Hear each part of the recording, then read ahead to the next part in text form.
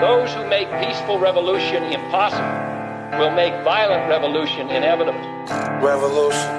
First, what is a revolution? Revolution is the solution, hey. The motive of a revolution. Well, now, The objective of a revolution. we televise. And the result of a revolution.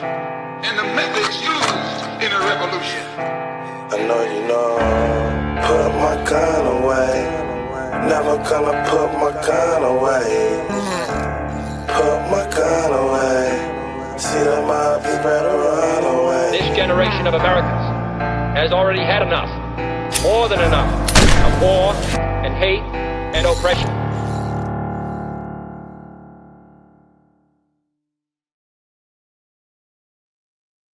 Hello, Internet. Hope everybody's having a fantastic Sunday evening. Thanks for hanging out. How's everybody tonight? You guys doing good? Let's hop in the chat. Say hi. Let me know what let me know what's on your mind. We got a lot of things going on for a Sunday. It's kind of crazy that we had a third would-be Trump assassin, and not the fake one that Chad Bianco tried to claim happened at Coachella, but a real one that went to Mar-a-Lago with a shotgun and apparently killed a Secret Service agent. That's like the third biggest trending news story right now. That's the times we live in. It seems like every day some insane shit happens. And we got some happy stories, some happy things going on. You know, we got the Winter Olympics going on right now. US taking gold and a bunch of stuff. I mean, you know, I'm not the hugest Olympic sports fan, but it's nice. It's nice when US takes home gold, and especially when you get to dominate Canada. It's a good thing all around for everybody, unless you're Canadian. So lots of stuff to get into. Danger, good to see you. I'm still having issues streaming over on X, so I don't know what's going on over there. But yeah, if you guys are watching over there, please repost the episode, since it doesn't seem to be going live the way it used to on X anymore. So yeah, like the episode, leave a comment. If there's anything you want me to talk about, tell me. Let me know. Let me know what you think in the chat. Let me know what you think in the comments. All right. So there is some madness going on in Mexico right now. Absolute madness. We got, look, I'm no expert on Mexico, and I'm not going to pretend to be. I tried calling my buddy that lives in Mexico, and I couldn't get a hold of him, which is not out of the ordinary, but it is slightly concerning because he hasn't gotten back to me yet.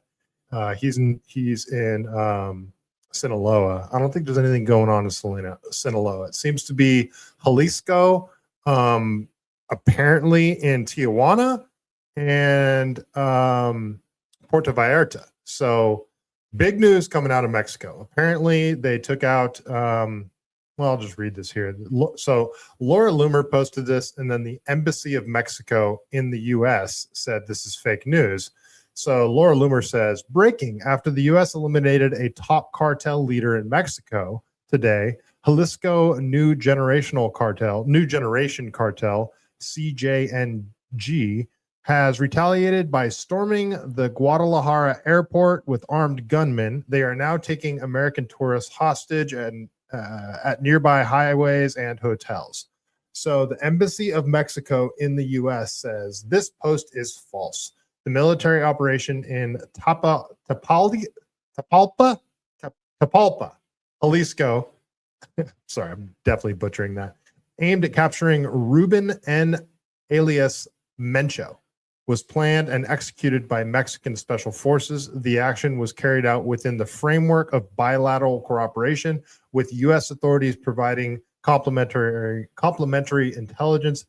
Mexican National Guard and Army troops are currently reinforcing security in Jalisco and neighboring states to maintain order. So there's some insane scenes coming out of Mexico right now, particularly Puerto Vallarta and Jalisco. Wally World, what's up, man? It's good to see you. So yeah, let's just get right into it. Let's go over to some footage coming out of there. So this is from Dan Dix, PFT. He's an independent reporter, and he is there on the ground right now. I don't know what city he's in, but let's go over to Dan Dix and see what he has to say, shall we? All right. If you guys got any inside information on what's going on in Mexico too, let me know in the chat. DM me, whatever's the best way to get a hold of me. All right, so let's go over to Dan Dix. This is a bit of a longer video. Watch the whole thing because I want to know what's going on. And there's 2 independent journalists out of there that are reporting on the situation right now. So this is one of them. This is Dan Dix here reporting for Press for Truth, coming at you here live in Puerto Vallarta, Mexico. Just had the military driving past me, and as I understand it, I should not be around anywhere where the police or the military are, because they are the target right now. As you can see, this whole place is like deserted right now because there's burning cars back there, burning cars right here, still smoldering, and the situation is incredibly intense. As I'm sure you've already heard, there was a top drug lord cartel member, El Mencho, who has been killed. I believe there was a $15 million bounty on this man's head, and he is now dead. And that has caused this whole situation to pop off. The place looks like an absolute war zone right now, folks. Cartel has been setting up blockades in the streets.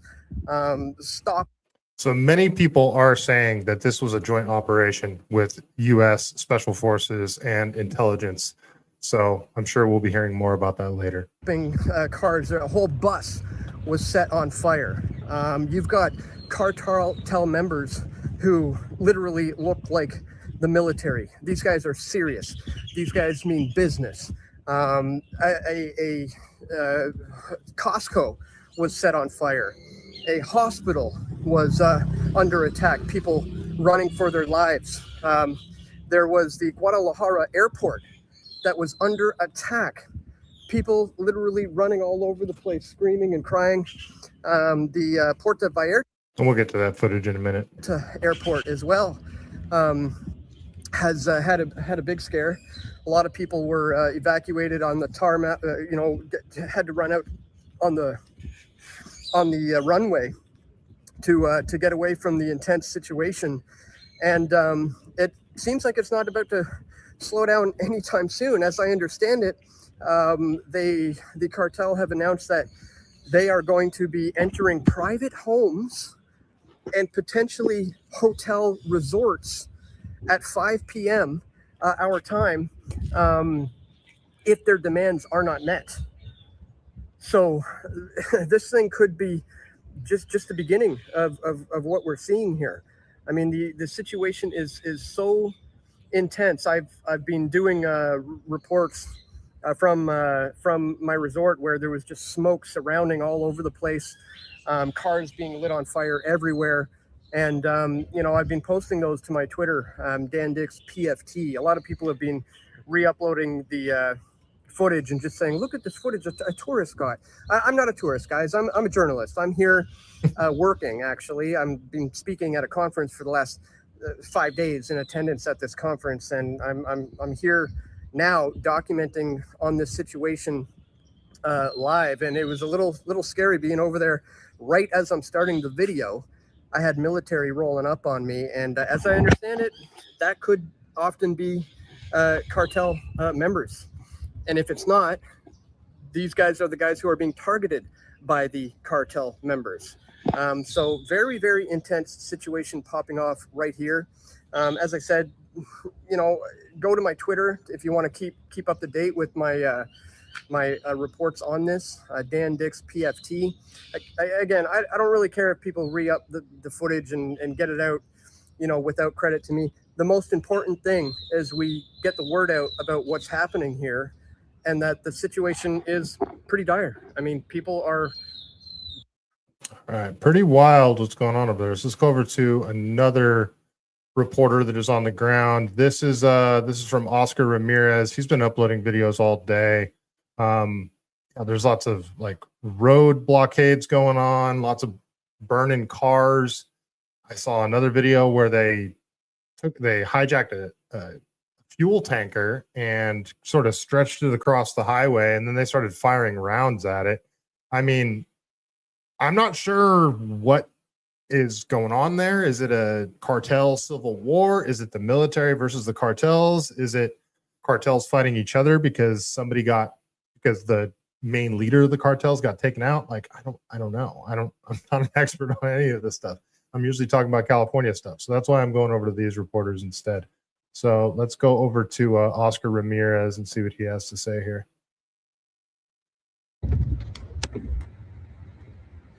How's everybody doing? Thank you so much for joining in. This is Oscar Blue for Real America's Voice News. The level of violence has increased not only in the part of Jalisco and also in the part of Vallarta and in the parts of Michoacan, but also in the parts of Tijuana. Due to the execution of, and it's already been confirmed, of Nemesio Ceguera Diaz, better known as El Mencho, leader of the Cartel Jalisco Nueva Generación, a level of violence has been increasing, threatening the life of American citizens, Mexican citizens in the parts of Jalisco, parts of Michoacan, parts of Puerto Vallarta, and also right now the level of violence of burning automobiles and creating narco blockades has increased in the part of Tijuana. We're seeing right now that they have burned more than 6 to 7 vehicles, and they're burning consistently vehicles in every section, in different sections of the city. Why? This is a message of desperation. This is a message of anger, but this is clearly a message that they are critically hurt and they are critically upset of the elimination and the eradication of one of their leaders and cartel leaders, Nemesio Ceguera Diaz, better known as El Mencho. But why light all the cars on fire? That's what I'm not understanding. What does that accomplish? I'm sure there's something I'm missing. I'm not second guessing him. I don't get it. I don't understand. One of the most dangerous, if not one of the most deadliest leaders of criminal organizations and cartels in history of the Mexican, of the Mexican operations in terms to eliminating a criminal organization. Gank 01 over on Rumble. Nice to see you. Blue K2. What's going on? Do we know who did it? Do we know who took him out? It's according to Oscar here. He believes that, it was taken out with the Mexican military and with the help of U.S. Special Forces and U.S. intelligence. That I haven't confirmed any of that on my own, but that's what's being reported. Gank 01, you think it's fear porn? Could be. But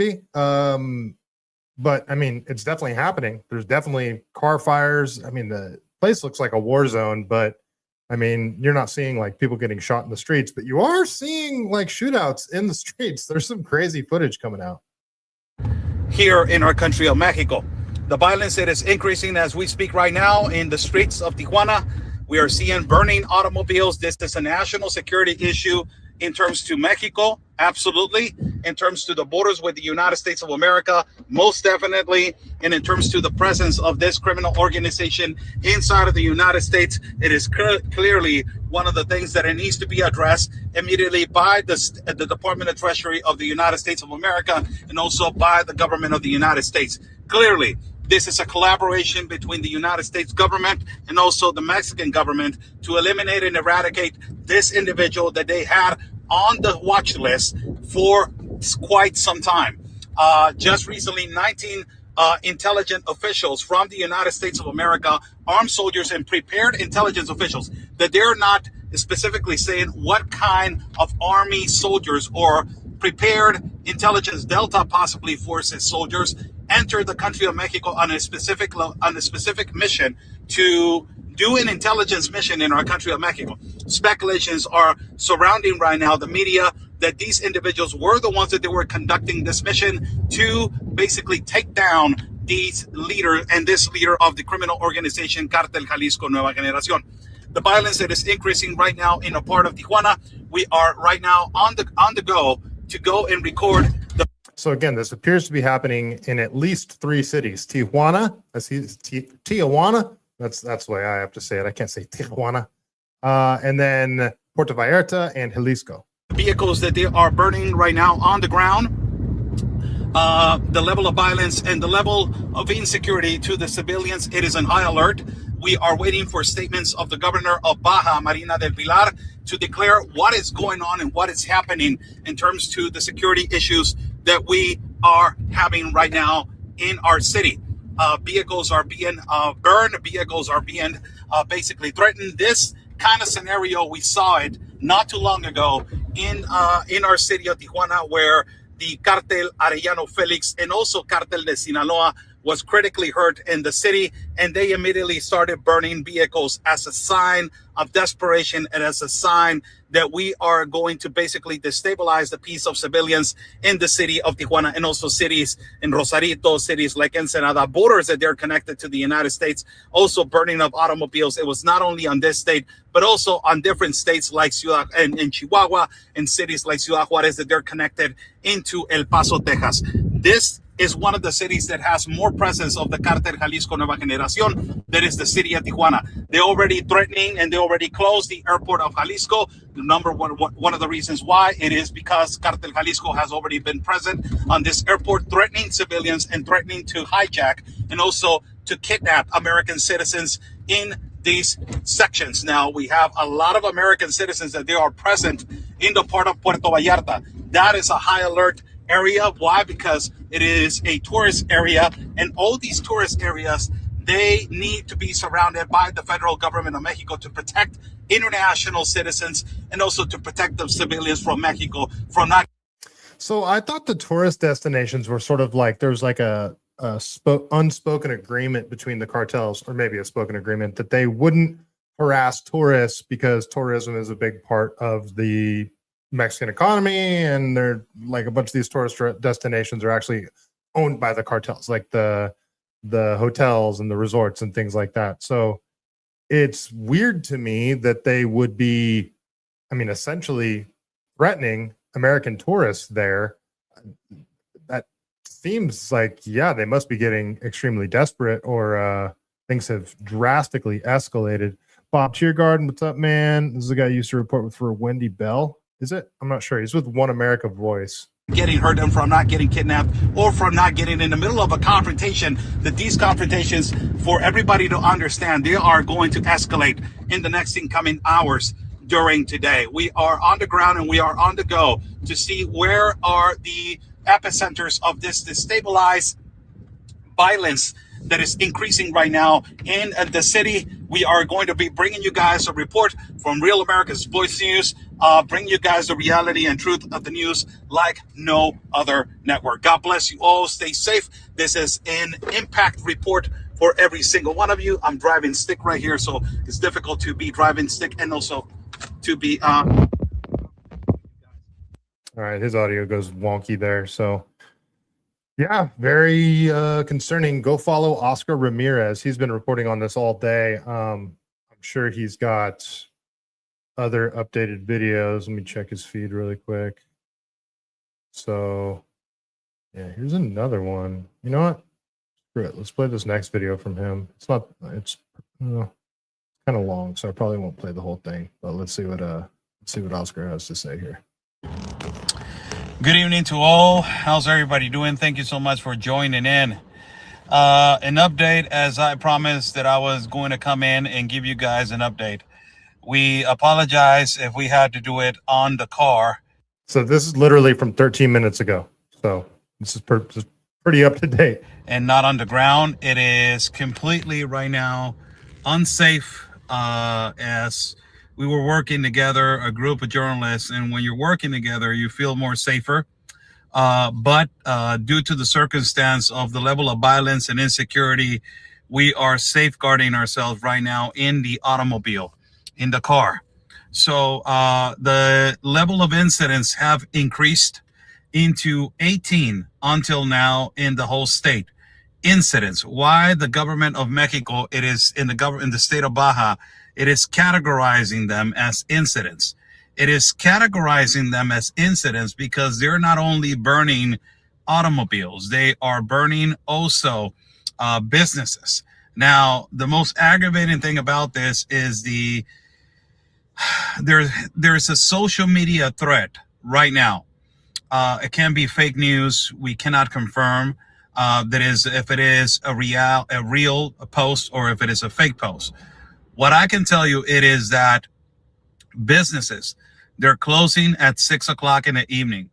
A lot of businesses are closed, and a lot of businesses are just, all of them, they're closing early because of the level of increase of violence, the threats that they have been receiving lately and momentarily as this has been going on.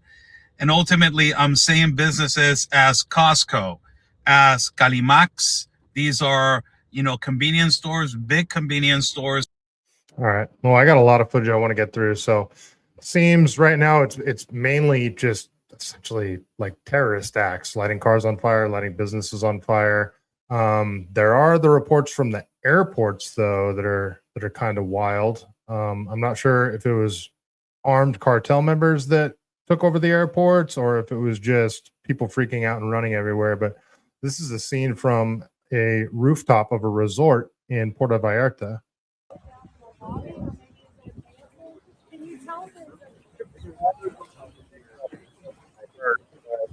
I mean, look at this. It does look like a war zone, but apparently there's just a bunch of different cars being lit on fire all over the place.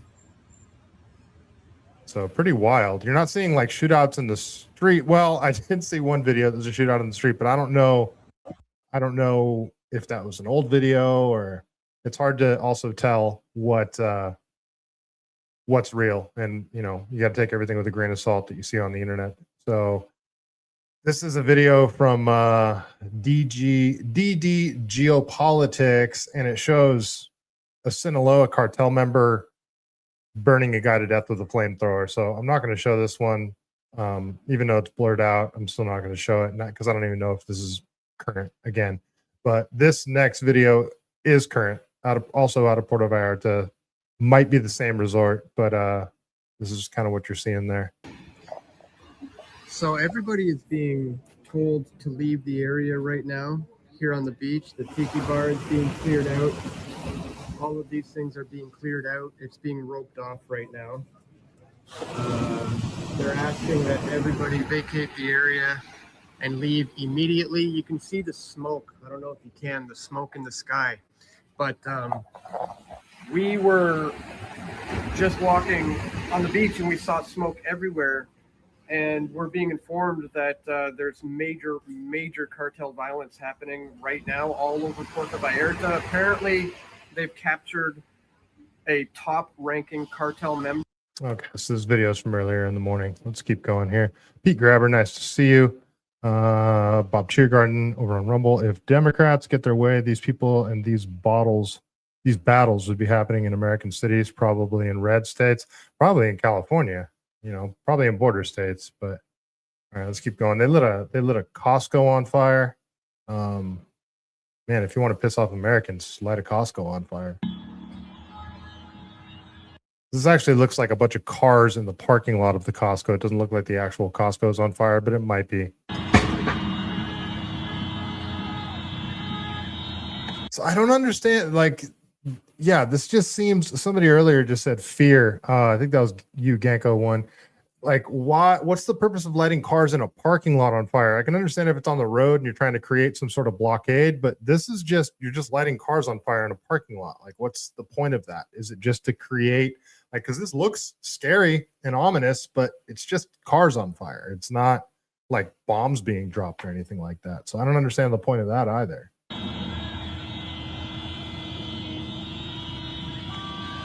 Some people are speculating that all of this is happening in order to drum up support, U.S. support, for us to go in and take out the cartels using the military. So that's what some people are speculating. Was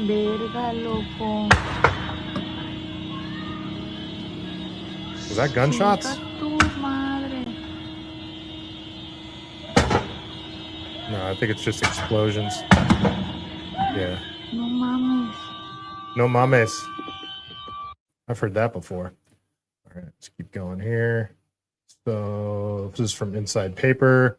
They say Mexican cartel members have burned down the gas station in Guadalajara. Okay, so that's a fourth city after drug lord got killed. So how big is this cartel? So there's no audio on this video. So man, armed gunmen come up. Looks like they're forcing the driver out of the car. I think they're telling the guy, they told the driver to drive away. They just want to light the freaking place on fire. Now, isn't that crazy though, that at gas stations in Mexico, you can't do that in California. You can't just spray the nozzle. You can't just spray gas all over the place. It won't work. The nozzle has to be in the gas tank for it to work. So, okay, this just seems like terrorist acts in order to drum up fear. Pretty freaking wild. So this is from Megatron. Puerto Vallarta is one of Mexico's top tourist destinations, welcoming a record-breaking 6.3 million visitors last year. Today, it's a war zone following the takeout of Mexican CJNG cartel leader. That's a different name. It says Nemesio Oseguera Cervantes. And he says apparently supported by U.S. forces. So has Trump said anything about this yet? I haven't heard anything from the U.S. government yet. If you guys let me know, Pete Grabber, if I didn't say what up already, what up?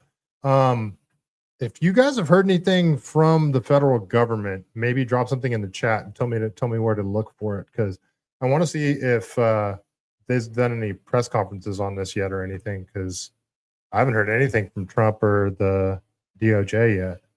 All right, so this is just some of the footage coming out. I obviously don't know what he's saying there. So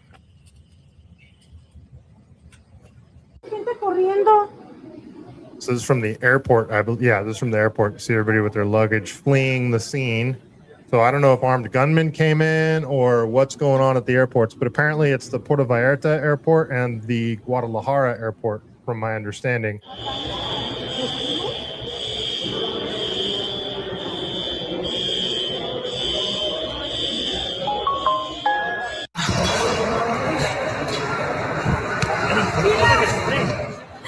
Just wild scenes.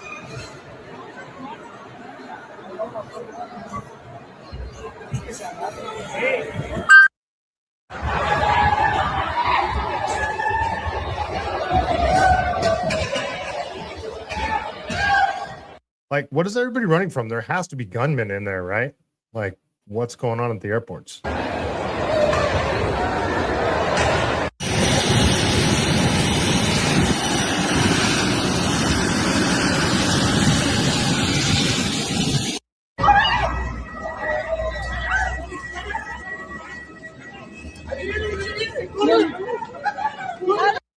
But on the flip side, if you're planning a vacation soon and you want some really cheap airline tickets and hotel stays, I imagine the flights to Puerto Vallarta are going to be pretty cheap, and I imagine the hotel rooms are going to be pretty cheap too. So just, a little food for thought there. Keep going here. So this is another video coming out. This is also from Dan Dix. Let's see. Freaking wild. Just cars on fire everywhere. That looked like a magnesium fire. So everybody is being told to leave the area right now here on the beach. The tiki bar is being cleared out. All of these things are being cleared out. It's being roped off right now. All right, this is the same video with just different footage, the one that I played earlier. Everybody vacate the area and leave immediately. You can see the smoke. I don't know if you can, the smoke in the sky. Pretty wild. All right, I think that's all I really got on it for the Mexico stuff that's going on right now. If you guys got any updates on that, let me know in the chat, and hopefully I can pull up some stuff live here. But yeah, that's all I know. That's all I know.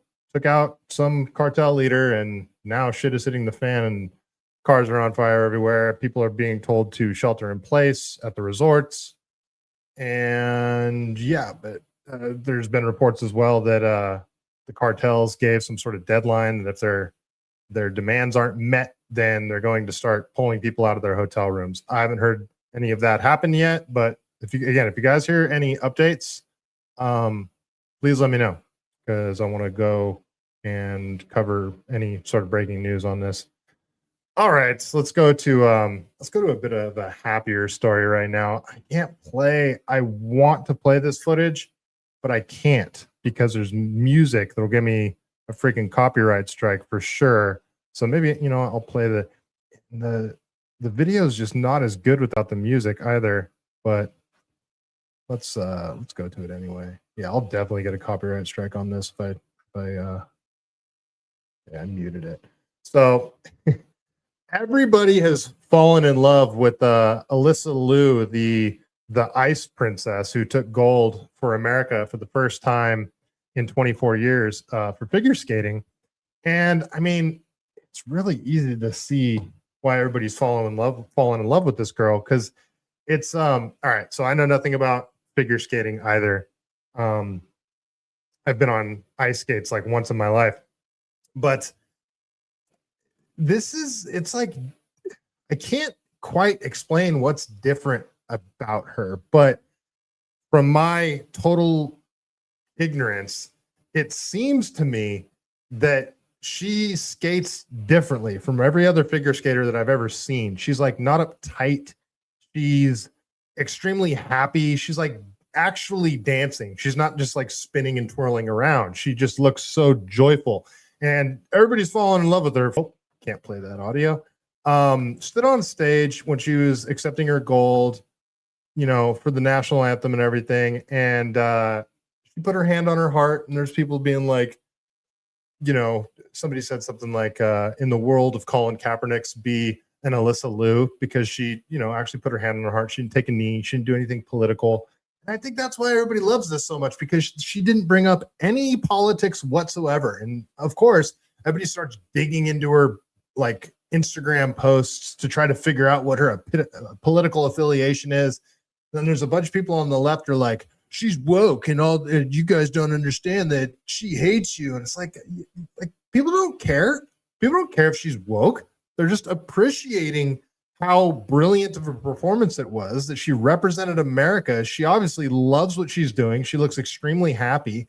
You can't just like support somebody for like of the opposite political affiliation. Like, I don't care. I don't care what her politics are. She's brilliant. Like, look at her. Oh, can't play that. Got to mute that. Sorry, I want to play the music because she like dances to the music too, and she that's what's different to me. Other ice skaters, it's just music in the background, and they're not skating to the music. She like incorporates the music into her performance. But so this is from Christina Pasha. She says Russian Olympic champion figure skater Alexei Yagodin, I think I probably butchered that, on whether Alysa Liu deserved the gold medal. And she says, it was completely fair. Russians can't skate like that. She just skated for fun. Americans say things like, hey, how are you? Have a good time. I'm just here to be here. And that's exactly what the vibe that she had. And that is the vibe that she had. She like, here, I'll play some interviews with her. She talked about how like, she's like, I didn't really care if I won. She was just happy to be there.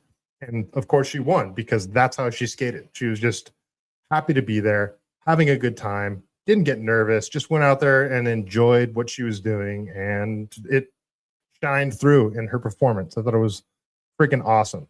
And Pete Grabber, is that the, oh, okay. So that's Nemesio Akinguara El Mencho was arrested in 86 and 89 in Mexico for drug dealing. Oh, okay. I got you.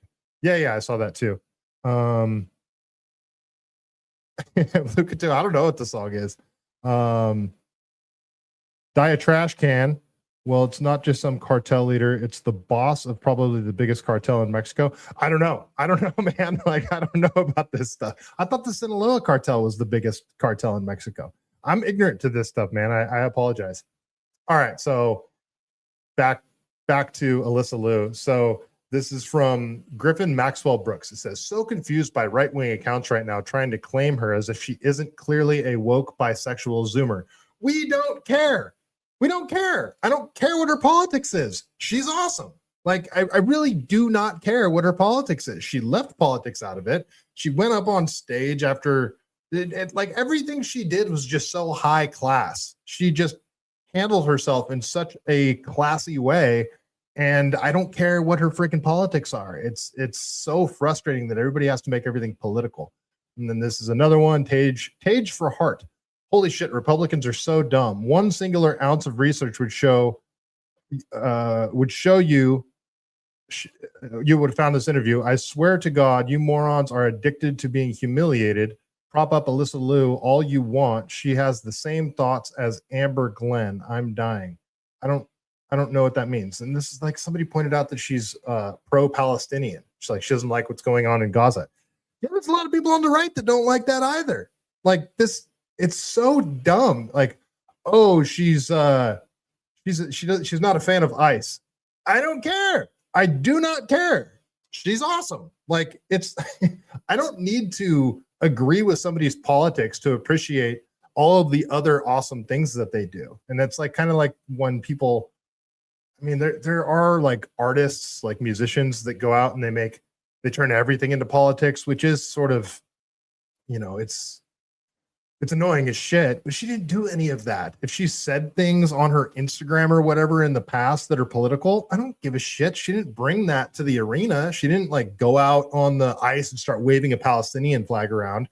Even though I'm, you know, greatly against what they're doing in Gaza, I still wouldn't have wanted her to do that because it's the Olympics. Keep it to your craft. And she didn't do any of that stuff. It's just frustrating how everybody's making this political. And people are doing it on the right too. Like people are trying to like own the left, saying she put her hand on her heart during the Olympics and she waved the flag around. So it's like, what are you trying to prove here? This is from Right Angle News Network. Leftists are absolutely seething after American figure skater Alysa Liu and her father, who escaped the Chinese Communist Party, both draped themselves in the American flag during her Olympic gold celebration. They only like the Team USA players who hate America. I don't think that's true either. Like, I don't think there's like hardcore people on the left and hardcore people on the right that are both just being retards. I think what her performance did is actually doing more to unite people that aren't just absolute psychopaths on each end of the political spectrum. And everybody's just like, great, we love her, from all different political affiliations. Everybody's just like, we love her. She's great. She's a little ice princess. And like, if you're making it political, you're dumb. So yeah, she was the first skater. So this is from Time. Alysa Liu is the new Olympic women's figure skating champion. Even she couldn't have predicted this outcome when she retired from competitive skating. Oh, so that's the other thing. So her dad pushed her really hard, spent tons of money, and he was probably like a bit overbearing on her. And she actually quit when she was 16, and then she returned when she was 20. And apparently she had like a massive growth spurt when she was like 15. She grew like 3 inches in a year, and then she couldn't do her triple spinny thing. I don't know what it's called. She like lost it. She couldn't do it anymore. And she hurt her hip, and I think she had to get a surgery. And so it's a comeback story too. It's awesome. How can you not love her? It's fantastic. Like, I don't care what her political spectrum is. And there's just like people are saying like she removed her pronouns from her bio. It's like, I don't care about that either. Even if she had pronouns in her bio, I don't really give a shit. Like I just don't. It's frustrating as hell. Luca 2, I'm glad we brought back the word retard. I'm 100% with you on this. This is a cool little clip. It's like 5 seconds long, but this is like how I like to live my life as well. You're pretty scrappy. I love struggling, actually. You do. Yeah, it makes me feel alive. Like, the struggle is what makes you better. The struggle is what makes you stronger. And she's also 20 years old. So like, I didn't know shit about politics. I was not a leftist, but I called myself a Democrat back when I was 20. I didn't know what the hell I was talking about, but I was like, you know, I'm from California, so I'm like a default Democrat or whatever. But that right there, I love to struggle. I love challenges. Like, that's just right on. I like you. So yeah, Alysa Liu, she's like, she might be the most famous person on earth right now. And everybody loves her. It's how she, the person that won silver, the girl from Japan, how she like lifted her up and hugged her, and then the coach started crying, the coach from Japan. And it's just the whole thing's it's just an awesome story. Stop making it political. It's freaking frustrating. And as you guys know, the US beat Canada in overtime in men's hockey. Women's hockey won as well. And people are making that political too. And who is it? Ambassador Mike Huckabee. So he says, so he's reposting. Noah Tishby says Jewish hockey player Jack Hughes scores the game-winning goal to win Olympic gold for the USA. Okay, awesome. Mike Huckabee, who just did an interview with Tucker Carlson, which I don't even have time to get into, but that was a whole other fiasco. Mike Huckabee says, what? The guy scoring the goal for first USA gold medal in hockey since 1980 is a Jew? Oh my, I'm sure the Jew haters will say Mossad was behind it. I say just celebrate the incredible victory for the U.S. and be grateful for Jack Hughes' love of the USA and his teammates. Yeah, you're making something that nobody, like, that's, what is that? That's a straw man argument, right? Nobody said anything. Nobody cares that he's a Jew. He's an American, and he won the game. Nobody cares that he's Jewish. It's awesome. They won. He scored the game-winning goal. Fantastic. You're the only one making this political. It's so annoying. It's so frustrating how people can't just take non-political things, especially when they're at this high of a level, and they got to make them political. It's so frustrating. All right, that's my rant on that. Rastradamus, I hate her now. Why do you hate her? What'd she do? Well, Alysa Liu? What do you hate her for? What'd she do? Wall Street, being a Democrat was different back then. That is true. That is 100% true. Like Bill Clinton from the 90s would be called a right-wing extremist today. 100% true. That is definitely true. But I also didn't know anything about politics. I was just a default Democrat, you know. Being a Republican was, well, it's turning, a Republican now is turning back into what a Republican was back in the Bush era, 2001 time. Like the neocons are trying to bring it back into the fold, and they're kind of succeeding, to be quite frank. All right. Well, that's enough with the Olympic stuff. I got a bunch of stuff to get through. Damn, it's already been 40 minutes. Okay. Hopefully this won't be too long of an episode tonight. It'll probably be like 2 hours because I got a lot of other shit I want to get into. There's all sorts of stuff going on. So, okay, we got to talk about like what you would think would be the biggest story of the day. A dude like got past security or Secret Service at Mar-a-Lago.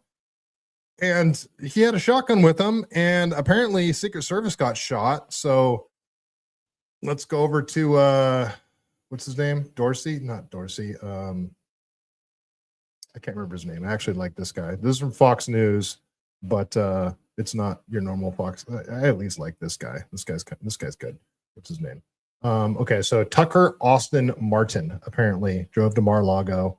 His parents reported him missing. From the North Carolina area. Apparently he drove to Mar-a-Lago, bought a shotgun along the way because it had the box in the car, and somehow got in there and got into a firefight with Secret Service. So kind of insane. Let's keep going here. Echo one. He had a shotgun and a can of gas. That's right. Like, I don't know what his plan was. Trump wasn't even there. Trump was in DC. Shot and killed an armed man who unlawfully entered the perimeter at Mar-a-Lago early this morning at 1:30 this morning. The Associated Press is out with some new details right now. They have named, and we have confirmed the name of the suspect, 21-year-old Austin Tucker Martin. According to the Associated Press in this bulletin that just crossed, he was reported missing by his family a few days ago. Investigators believe he headed south and picked up a shotgun along the way, and they think that because they found a box for the shotgun in his car. The FBI is right now asking people that live near Mar-a-Lago. Hey, I'm going to interrupt this really quick. If you guys are watching over on YouTube or over on Rumble, it would be awesome if you hit that subscribe button, if you hit that like button. I'm trying to grow my YouTube channel, and it has been doing well lately. I mean, not well. I'm not even monetized over there, but it's been doing better. It's like steadily increasing over there. So I'm definitely trying to build my YouTube channel. So if you guys would be so kind, hit that subscribe button. I would be super stoked about it. Thank you. To check their doorbell cameras, check any cameras that they have in their yards, so they can figure out exactly how this guy got into the area. But it is now believed, according to the AP, that he might have piggybacked behind a vehicle entering Mar-a-Lago lawfully when the gate opened. For more on this right now, let's go to Fox News correspondent Lucas Tomlinson. He is at the White House where President Trump was while this all unfolded overnight. Lucas. Good morning, Peter. President Trump was at the White House this weekend. He was not in Palm Beach where this incident occurred. And the Secret Service says they were assisted by Palm Beach County deputies. You guys notice it's the three names thing again. Why do they always include their middle name? Every time there's Like, as soon as I see somebody put the middle name in there, it's not just Tucker Martin, it's Tucker Austin Martin. Every time I do that, I'm like, all right, what freaking MK Ultra CIA flop is this shit? But it's like, why do they always include the middle name? Thomas Michael Crooks. Like, why? It's so weird to me. Who assisted in shooting the suspect, as you mentioned, named 21-year-old Austin Martin of North. Real Drew Morgan, thank you. I like you too. I appreciate that. That's awesome. All right, let's keep going. They did a bit of a press conference. This is from I believe the West Palm Beach Sheriff's Department and the FBI. Let's see what they had to say. At 1:30 this morning, the security detail detected that a individual had made his way into the inner perimeter of Mar-a-Lago. A deputy and 2 Secret Service agents on the detail went to that area to investigate. They confronted a white male that was carrying a gas can and a shotgun. Like, what was his plan? I got a gas can and I got a shotgun. Like, what was his plan? He was ordered to drop those 2 pieces of equipment that he had with him, at which time he put down the gas can, raised the shotgun to a shooting position. At that point in time, the deputy and the 2 Secret Service agents fired their weapons and neutralized the threat. He is deceased at the scene. I'll give you a picture of the shotgun and the gas can to have with you. So that's what we know now. The investigation continues. The FBI is the lead investigation agency on this case, and we will be assisting them in whatever manner they would like. And they will be responsible for answering any other questions at an appropriate time. Didn't the Secret Service agent get shot? Danger. I thought you told me a Secret Service agent got shot as well. Is that true, or did that get falsely reported? I'm not sure. Okay, that's it for that video. So yeah, it's crazy because this is like the 3rd biggest story today. That's freaking dude. That would, like, think about 10 years ago if somebody broke into, the actual residence of a sitting president with a gun and a gas can. This would be wall-to-wall news, but barely anybody's even talking about it. Okay, Genko 1, so only the purple shot. Okay, I falsely heard that a Secret Service agent got shot as well. So, okay, all right, well, that's good. I mean, that's probably why it's not as big of a story, but freaking wild, man. We live in the wildest times. There's just so much going on right now. The stuff in Mexico, you've got this, the Olympic gold stuff. That's a big story. USA Hockey, Alysa Liu. And then you got all the shit going on in Iran, which we're going to get into now. Like, there's actually, no, is it? No, actually, I don't think. You know what? There's kind of something. Okay, I got a whole bunch of. This is going to be a long episode, you guys. All right, there's a whole bunch of stuff that I want to get into, but you know what? Before I get into these stories, I want to talk about this because, geez, I got way too much to get into tonight. All right, you know what? We'll just keep going. I'm going to go story by story, and we'll just, however long it takes is however long it takes. So the tariff stuff too. So the Supreme Court shot down Trump's tariffs. Gavin Newsom's calling for Trump to refund all citizens like $1,700. He's trying to make it political. Well, I mean, obviously it is political, but he's trying to use it as a political football.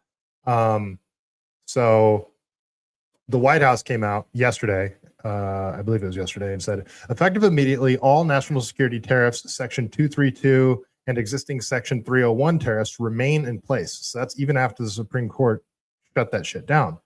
And in full force effect, today I will sign in an order to impose a 10% global tariff under Section 122 over and above our normal tariffs already being charged. Okay, so Trump's fucking doubling down on this shit, and this is pretty wild. We'll get into the Howard Lutnick aspect of this in a second, because that should piss everybody off. Howard Lutnick, that just miraculously wasn't there on 9/11. That guy, the guy that was neighbors and shared a common wall with Jeffrey Epstein. That guy, yeah. Yeah. So let's listen to what Trump has to say here. In order to protect, and it says so, in order to protect our country, a president can actually charge more tariffs than I was charging in the past period of a year under the various tariff authorities. So we can use other of the statutes, other of the tariff authorities, which have also been confirmed and are fully allowed. Therefore, effective immediately, all national security tariffs under Section 232 and existing Section 301 tariffs, they're existing, they're there, remain in place, fully in place, and in full force and effect. Today, I will sign an order to impose a 10% global tariff under Section 122 over and above our normal tariffs already being charged. And we're also initiating several Section 301 and other investigations to protect our country from unfair trading practices of other countries and companies. Thank you for your attention to this matter. And I say quite simply, which I've said for a long time, make America great again. And interestingly, we've already made it great, so I don't have to use that, but I don't think we'll ever give up on MAGA. MAGA is always going to be with us. Trump sounds tired, man. And there he is on stage with his handler. I mean, Commerce Secretary Howard Lutnick. Danger. Epstein's address was number 9, and Lutnick's address was number 11. Do with that information what you will. That's funny. Symbolism everywhere, isn't it? North side. Lutnick is stealing all the tariff money. Yeah, kinda. We'll get into that right now in a minute. Well, actually, no, right now. We'll get into that. So this is from Disclosed TV. New Howard Lutnick's son, Brandon and Kyle, now running Cantor Fitzgerald after Lutnick became Trump's Commerce Secretary, have been buying up rights to Trump-era tariff refunds at steep discounts, reportedly 20 to 30 cents on the dollar. That's from Wired Magazine. And the Real Patriot Voice did a really solid breakdown on this. So let me read what he has to say here. This is from the Real Patriot Voice, and I like this guy a lot because he's not like hardcore, cat turd, Laura Loomer, Trump could do no wrong. He's legit. So he says, here's the part you likely don't know about these tariffs and how is basically one huge insider trading Ponzi scheme for the Trump administration. Did you know Howard Lutnick's Cantor Fitzgerald firm bought rights to all tariff refunds in the amount of 20 to 30 cents on the dollar to every tariff dollar collected in 2025? It's obvious that Howard knew this was not going to fly with SCOTUS. To say this dude is a total sleazebag would be generous. As a result, Lutnick and his family are going to profit many millions, possibly even billions of dollars from this decision, should the government be forced to pay all the tariffs back. We're talking 3 to 5 times every $100 invested. I'm sure Trump and his family, et al., I think it's a typo, are likely to see massive kickbacks as well. That's just speculation.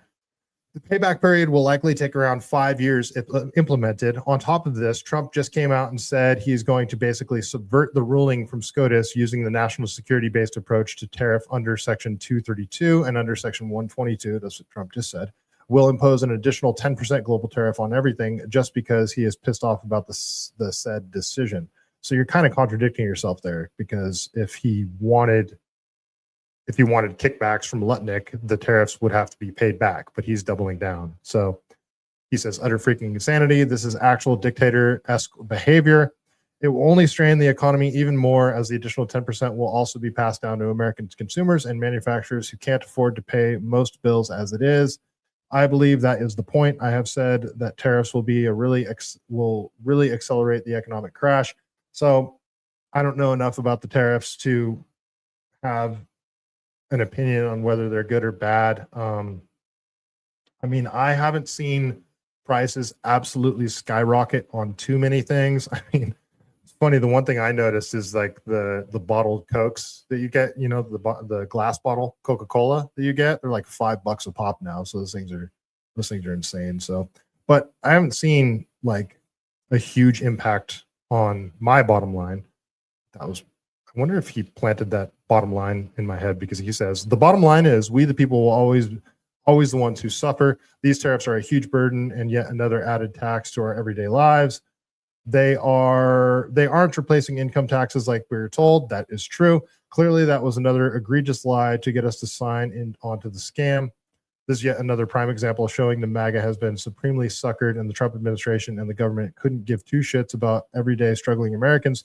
But just like every administration in the past only seeks to enrich itself and fellow billionaire oligarchs, it's literally Liberation Day for billionaires. Treason is what he says. Okay, I don't completely agree with him on all that stuff, but I mean, the Howard Lutnick aspect of this is just like, how is that not insider trading? How does this guy still have a job with lying about like, oh, I never hung out with that? You remember, you guys saw the video, the interview that he gave, where he said that he walked into Epstein's living room once with his wife next to him, and he had a massage table in the middle. And he asked Epstein, like, well, how often do you get a massage? And Epstein says, oh, I get one every day, and the good kind. And Lutnick says, oh, that creeped him out, and he left. And he said he was never going to talk to him again, and he never did talk to him again, just avoided him. And then it turns out, no, he actually went to the island with his wife and kids, and so he just lied in that interview. Danger. This guy clearly has no clue how tariffs work, but that is fine. Not a lot do. Hey, I mean, I don't really understand how tariffs work, because some of the stuff does get passed on to the consumer and some doesn't. You know, it's it's a complicated thing, and I like to think that I understand more about economics than the average person, but tariffs are like their own thing. It's like a black box. So I don't know enough to have like a strong opinion on tariffs. I've heard arguments either way on whether they're a good thing or a bad thing. So it depends on how they're being used too. If they're being used to leverage manufacturing to come back into America, that's a good thing. But you can overuse them to the point where things do skyrocket in price. So yeah, I'm not going to talk too much about tariffs because I don't know enough. But the aliens, you guys, that's like another big story. Just, it's insane. The alien situation. So Trump says, so Obama did an interview and he came out and basically said that there is aliens, right?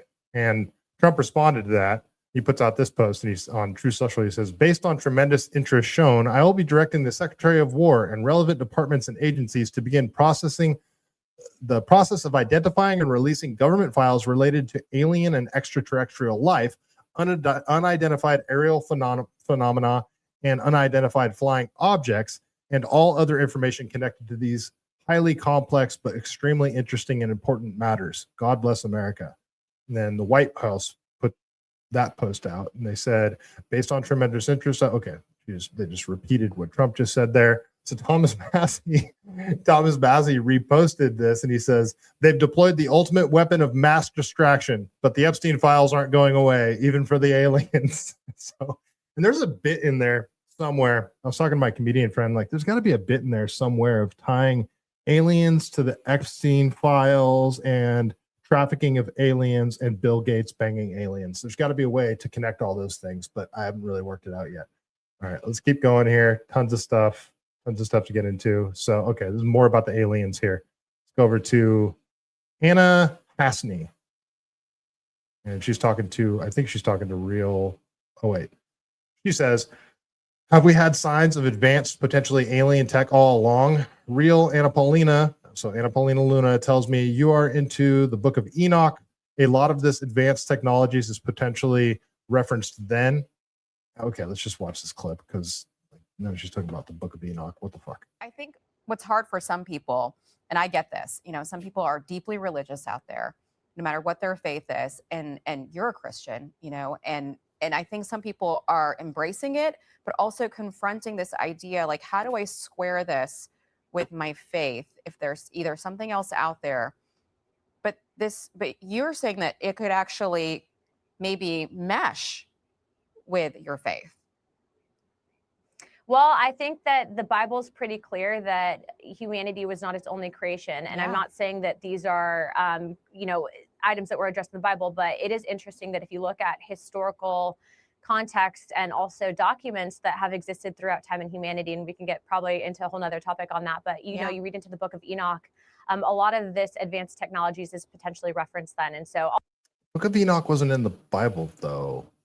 So, okay. all I'm saying is that from a national security perspective, we, the American people, deserve to know what the government has. They shouldn't be hiding it, and that's what we're here to push for. Yeah, we do. I think CCP, we don't. No one cares. We are so desensitized. We all know aliens have been around for millennia. I know it's funny because, like, for the last 40 years, well, at least as long as I've been alive, you know, the Bob Lazar stuff and all the conspiracy theorists are talking about how aliens are real. And now the government talks about releasing information saying that aliens are real, and all the conspiracy theorists are like, it's a psyop. it's just funny. It's hilarious. Okay, this is actually what I wanted to talk about. So, all right, this is just, to me, this is an insanely wild story. I haven't heard too many people talking about it, so I thought I would. You guys have heard of the double slit experiment? So this meme sort of explains it perfectly. So you've got the monkey. He's not looking, right? And then it shows 2 slits in a board in front of him, and then it shows a bunch of lines behind the board. It shows 1, 2, 3, 4, 5, 6 lines behind the board, right? And then he looks at the board with 2 slits in it, and then the board behind it only has 2 lines. So if you guys aren't familiar with the double slit experiment, it's about shooting photons at a board that has 2 slits in it, and when you're watching it, it does exactly what you'd think. So if you shoot like a shotgun repeatedly at a metal door, a solid metal door, and it's got 2 slits in it, behind that metal door, you're going to see the shotgun pellets go in 2 separate lines. That's just what's going to happen, right? Well, the double slit experiment shows that when I think it's photons, that you shoot photons through the same thing, you know, through double slits. When you're watching it, exactly what you would expect to happen would happen. You'd get 2 lines behind the 2 slits. But when somebody's observing, that's what it does. But when somebody's not observing, it does something completely different, which is like, how does that work? It's insanely bizarre, right? So this is a guy named Brian Greene, and he's actually on Stephen Colbert explaining the double slit experiment. So just imagine that you have a gun that's firing bullets or pellets at a screen that has 2 slits, 2 openings. Those are double slits.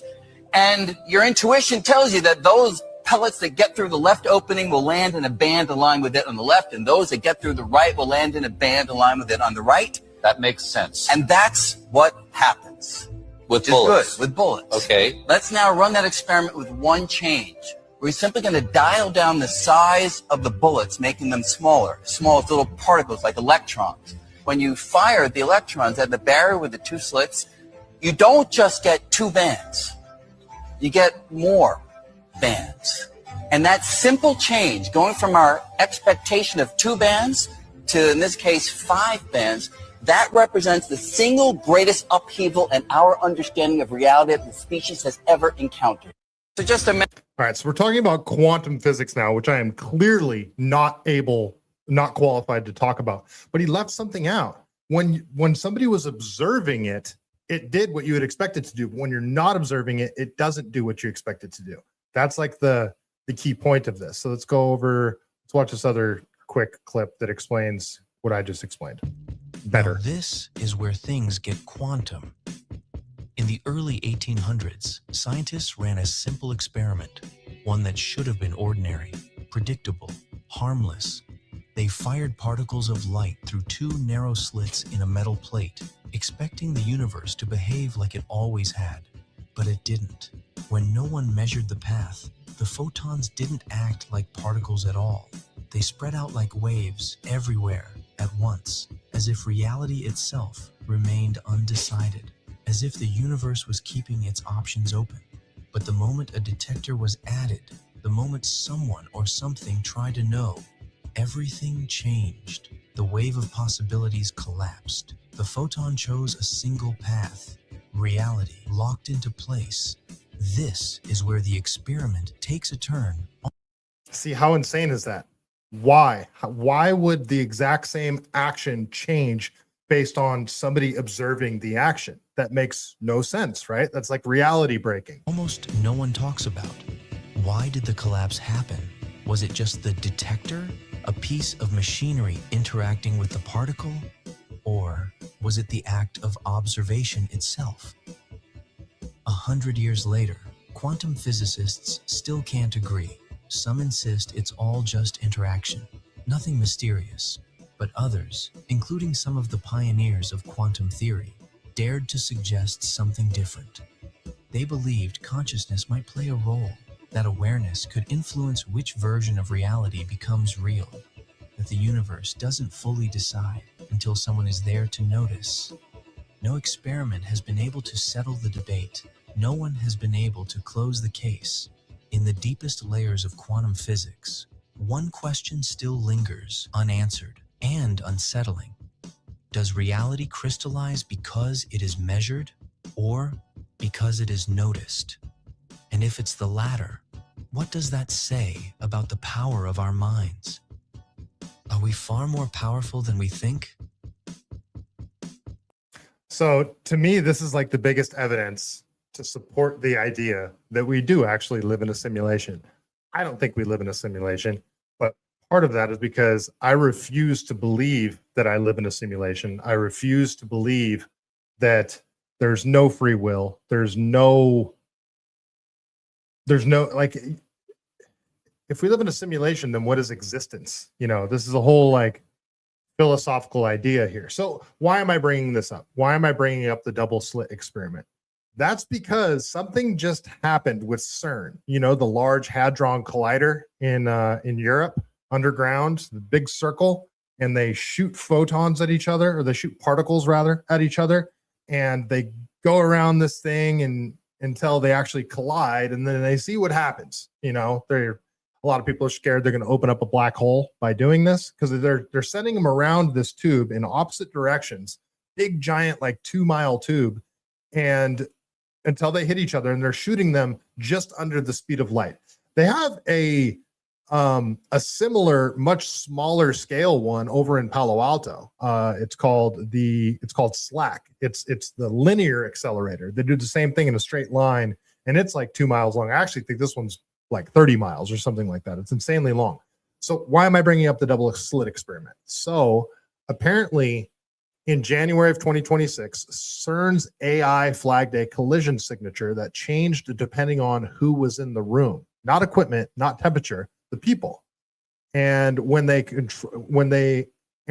control room was empty during automated runs, the pattern reversed. Is CERN detecting something that connects quantum mechanics to conscious observation? So it's like the same thing. Like the same thing is happening, and this is super. Like, this is reality breaking. Like, if you take an action, why would the results of that action change based on somebody observing the action? That doesn't make any sense. How is this happening? One of you guys that are into quantum mechanics, please explain it to me, because my lizard brain cannot freaking comprehend what's going on. So, all right. So, can't go one. So a tree may not make a sound with no one is around to hear it. That's like the perfect analogy. We are made from the universe. CCP no over on X. More evidence suggests that we are in a simulation. Yeah, I don't want to believe that, man. Yeah, can't go on. Yeah, I know it breaks my brain too, man. So yeah, just wanted to talk about that. Here's another like huge story that barely anybody's talking about. And if you guys watch the show Redacted, they did an interview with a reporter from way back. I mean, this interview is like a year old. But he's been saying this from the beginning, and that the beginning I'm talking about is Kurt Cobain.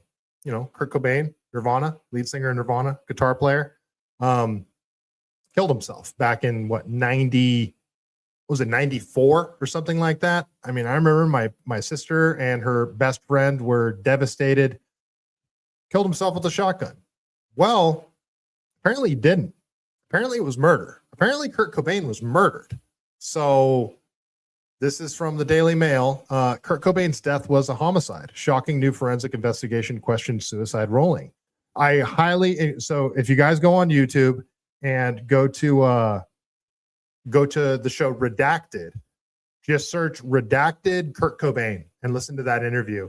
And what happened that night is wild. It is really freaking wild. And Kurt Cobain wasn't even supposed to be there. He was supposed to be in LA. It was right before Lollapalooza. So yeah, this is from the Daily Mail.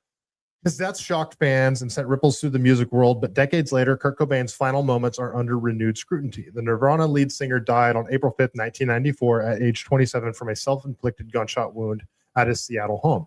At the time, the King County medical examiner ruled this death a suicide by a Remington Model 11 12-gauge shotgun, or 20-gauge shotgun, sorry. Now an official private so the other thing was like the suicide note was there's something weird about the suicide note. I can't remember what it was, but the shotgun shell, like the weird thing was like if you're going to shoot yourself with a shotgun, you kind of go like pull the trigger with your toe, and the shell is going to eject in the direction that the breech on the side of the gun that the breech is on. That's where it's gonna eject. I guess this wasn't a pump action shotgun. I guess this was a shotgun that ejects the shell automatically. The shell was found on the opposite side of the gun's breech, so that didn't make any sense. So that there's like a whole bunch of weird things with it. Now, an unofficial private sector team of forensic scientists has put fresh eyes on Cobain's autopsy and crime scene materials, bringing in Brian Burnett, a specialist who previously worked on cases involving overdoses followed by gunshot trauma. Independent researchers. So that was another thing is like his body was found in like the atrium of his house, like outdoor garden type thing. And apparently like some shady characters showed up that night, and Cobain was like playing the guitar with some girls around, and they're like smoking pot and shit. And there was like some sort of beef that happened between these shady characters that showed up, and they like brought him into the atrium. The witnesses that were there are saying that the whole thing seemed off. So independent researcher Michelle Wilkins, who worked with this team, told the Daily Mail that after just 3 days of looking into the evidence with fresh eyes, Burnett said, "This was a homicide. We've got to do something about this." She said the confusion followed an extensive review of the autopsy findings, which reveal signs inconsistent with instantaneous gunshot death. The peer-reviewed paper presents 10 points of evidence suggesting Cobain was confronted by one or more assailants who forced a heroin overdose to incapacitate him before one of them shot him in the head, placed the gun in his arms, and left behind a forged suicide note. There are things in the autopsy that go, well, wait, this person didn't die very quickly of a gunshot wound, Wilkins said, pointing to organ damage associated with oxygen deprivation. The necrosis of the brain and liver happens in an overdose. It doesn't happen in a gunshot death. So let's see. There's a picture of the shotgun here. Yeah, that actually doesn't look like a pump action shotgun. Danger. You tell me. It was a Remington Model 11 12-gauge shotgun. Does that one automatically eject the shell? I don't know if one of you guys wants to look that up. A Remington Model 11 12-gauge shotgun. So yeah, like the shell was found on the opposite side of the breech that you'd expect to find it on. So there's a whole bunch. Like, go listen to the interview that Redacted did. It's really good. The guy that does the interview has been working on this story since this happened. He was saying it was a murder from the get-go, and nobody is listening to him. So to me, this is a huge, insane story. I mean, Kurt Cobain is iconic now. I actually thought his music kind of sucked when I was a kid, but that's neither here nor there. Heart Shaped Box is a great song. I like Nirvana. But I mean, Kurt Cobain's iconic, and part of it is because of the way he died. So very, very freaking interesting. Bob Tiergarten, either way, being the significant other of Courtney Love is a death sentence. That's mean. That's mean. Courtney Love had nothing to do with it, man. She was in LA when it happened. They expected Kurt Cobain to be in LA too. He was supposed to be in rehab. All right. So yeah, that's the Kurt Cobain story. So this is another freaking wild thing. This is a dude talking at the World Economic Forum. His name is Matthew Liao. So they're trying to get us to eat bugs. They don't want us eating meat anymore. They don't want us useless eaters eating meat anymore. Well, they're theorizing how they can get us to not eat meat, and just listen to what this psychopath says here. And it particularly bothers me because Well, I'll say that in a minute. I'll give two examples. So one is that people eat too much meat, right? And if they were to cut down on their consumption on meat, then they would it would actually really help the planet. But people are not willing to give up meat. Yeah, you know, some people will be willing to, but other people, they may be willing to, but they have a weakness of will. They say, wow, this steak is just too juicy. I can't do it. I'm one of those, by the way. So, you know, but so here's the thought, right? So it turns out that we know a lot about, we have these intolerance to, for example, I have milk intolerance. And some people are intolerant to crayfish. So possibly we can use human engineering to make it the case that we're intolerant to certain kinds of meat, to certain kinds of bovine proteins. And there's actually analogs of this in life. There's this thing called the Lone Star tick, where— What are you saying, Matthew, you piece of shit? What are you saying? If it bites you, you'll become allergic to meat. Okay, I'm going to punch you. I can sort of describe the mechanism. So that's something that we can do through human engineering. We can kind of possibly address really big world problems. Oh, like force everybody to get a vaccine and sneak that into them so they are no longer, their body can no longer tolerate meat. Is that what you're saying? What are you saying here? He's using the example of the Lone Star tick. If you guys aren't aware, the Lone Star tick, I believe it was originally found in Texas. If it bites you, your body becomes incapable of processing meat. And it freaks me out like crazy because I had 2 ticks crawling on me today. There's a trail right by my house. I pulled like 7 ticks off of my dog. It was insane. This stupid freaking trail. I love the trail, but it's got ticks everywhere. I can never see them on the bushes, but they're everywhere apparently, because every time I go on this damn trail, I end up with ticks on me. I get bit by a tick like once a year, at least. It's insane. I have a scar on my ankle from one of them. I'm a trail runner, and you know, when you run through tall grass during tick season, you're bound to get them. And I swear, I think ticks like certain types of blood more than others because I get bit like once a year, and it's insane. And all the people I'm running with won't get a tick. So, yeah, this guy's talking about making people intolerant to meat because they won't give up meat willingly. So how do we make them intolerant to meat? You psychopath! I want to freaking punch this guy. Northside, he is right. I am intolerant to liberals. It's always been that way. I'm not, man. I'm not intolerant to liberals. Like, I have too many other things that I'm interested in. You know, like politics aren't everything. Oh, what happened? I had this drop site news article I wanted to read. Okay, there it goes. All right, cool. Hopefully it's not behind a paywall. All right, so let's get into some Iran and Israel shit because we got a lot going on with Iran right now. So, all right, I'm making decent time, I guess. So this is from Drop Site News. Oh, this is an Epstein story, actually. So the Israeli government apparently installed and maintained security systems at Epstein's apartment. You know, the one that Ehud Barak frequently visited like 100 times, basically lived in. It was at Epstein's apartment. So this is from Drop Site. Drop Site's been doing killer work on the Epstein's files stuff. All right, so I'll just read it's not too long, so I'll just read the whole thing here. So the Israeli government the Israeli government installed security equipment at a controlled access to a Manhattan apartment building managed by convicted sex offender Jeffrey Epstein, according to a set of emails recently released by the Department of Justice. The equipment was installed starting in early 2016 at 301 East 66th Street. The residence where former Israeli Prime Minister Ehud Barak frequently stayed for stretches at a time. The security operation at Ehud's apartment was in place for at least 2 years. Emails from the DOJ disclosure show, with officials from the Israeli permanent mission to the United Nations corresponding regularly with Epstein's staff regarding security. The apartment was technically owned by a company connected to Epstein's brother, Mark Epstein, but was effectively controlled by Jeffrey Epstein. Units in the building were frequently loaned out to Epstein's contacts and used used to house underage models, is what they claim here. Now, I'm sure Michael Tracy is blowing a gasket over that. If you aren't familiar, Michael Tracy has been bending over backwards to defend everything Epstein, and it's super suspicious. Rafi Shlomo, then director of the protective services at the Israeli mission to the United Nations in New York and head of Barak's security, corresponded with Epstein employees to arrange meetings to discuss security and coordinate installations of specialized surveillance equipment at the 66th Street residence. Shlomo personally controlled access to the apartment for guests and even conducted background checks on cleaners and Epstein's employees.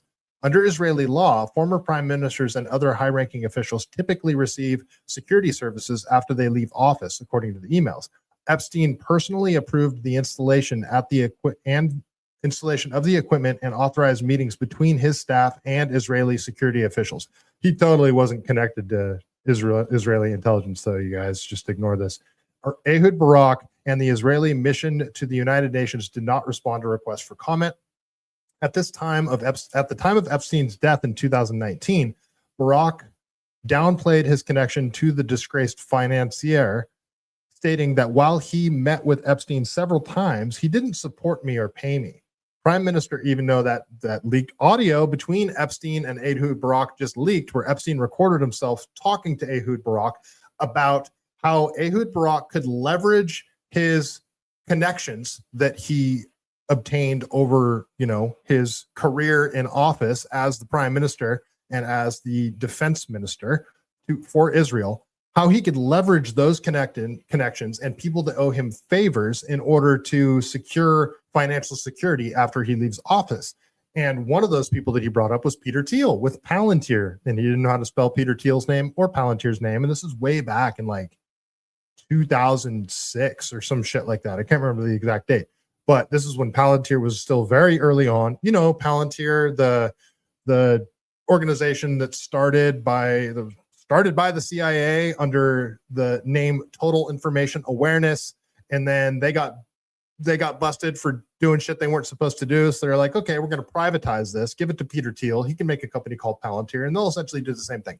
Yeah, Epstein was telling Ehud Barak how he could leverage Peter Thiel and Palantir to give him to maybe sit on the board of Palantir and pay him millions of dollars for essentially doing nothing or keeping his mouth shut. Yeah, that's the relationship that Ehud Barak and Jeffrey Epstein had.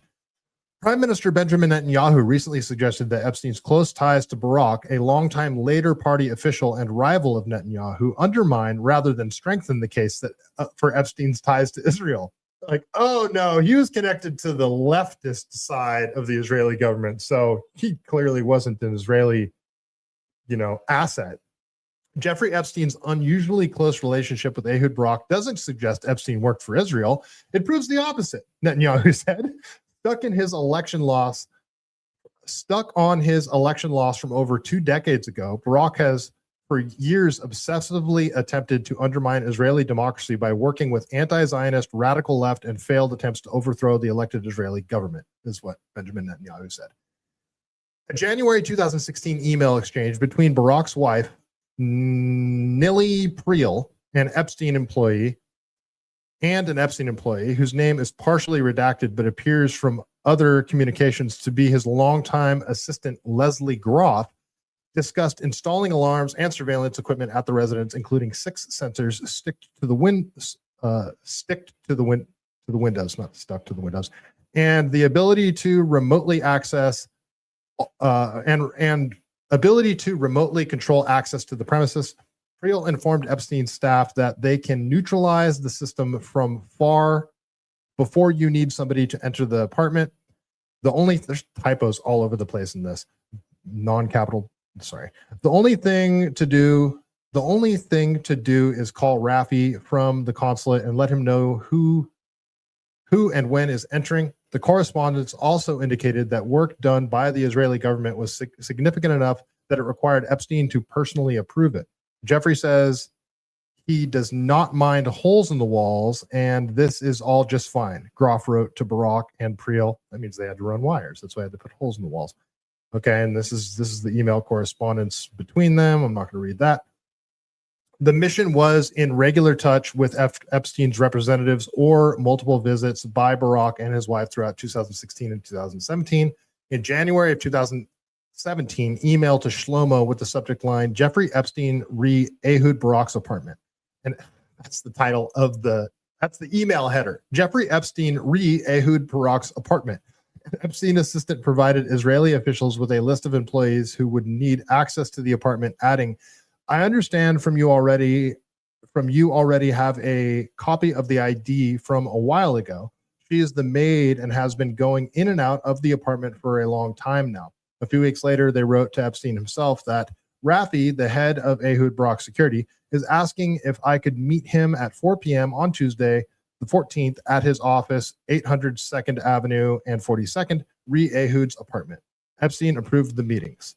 The correspondence continued throughout that year. In August, an assistant for Epstein reached out to Shlomo to inform him yet another stay by Barak and his wife at the Epstein residence.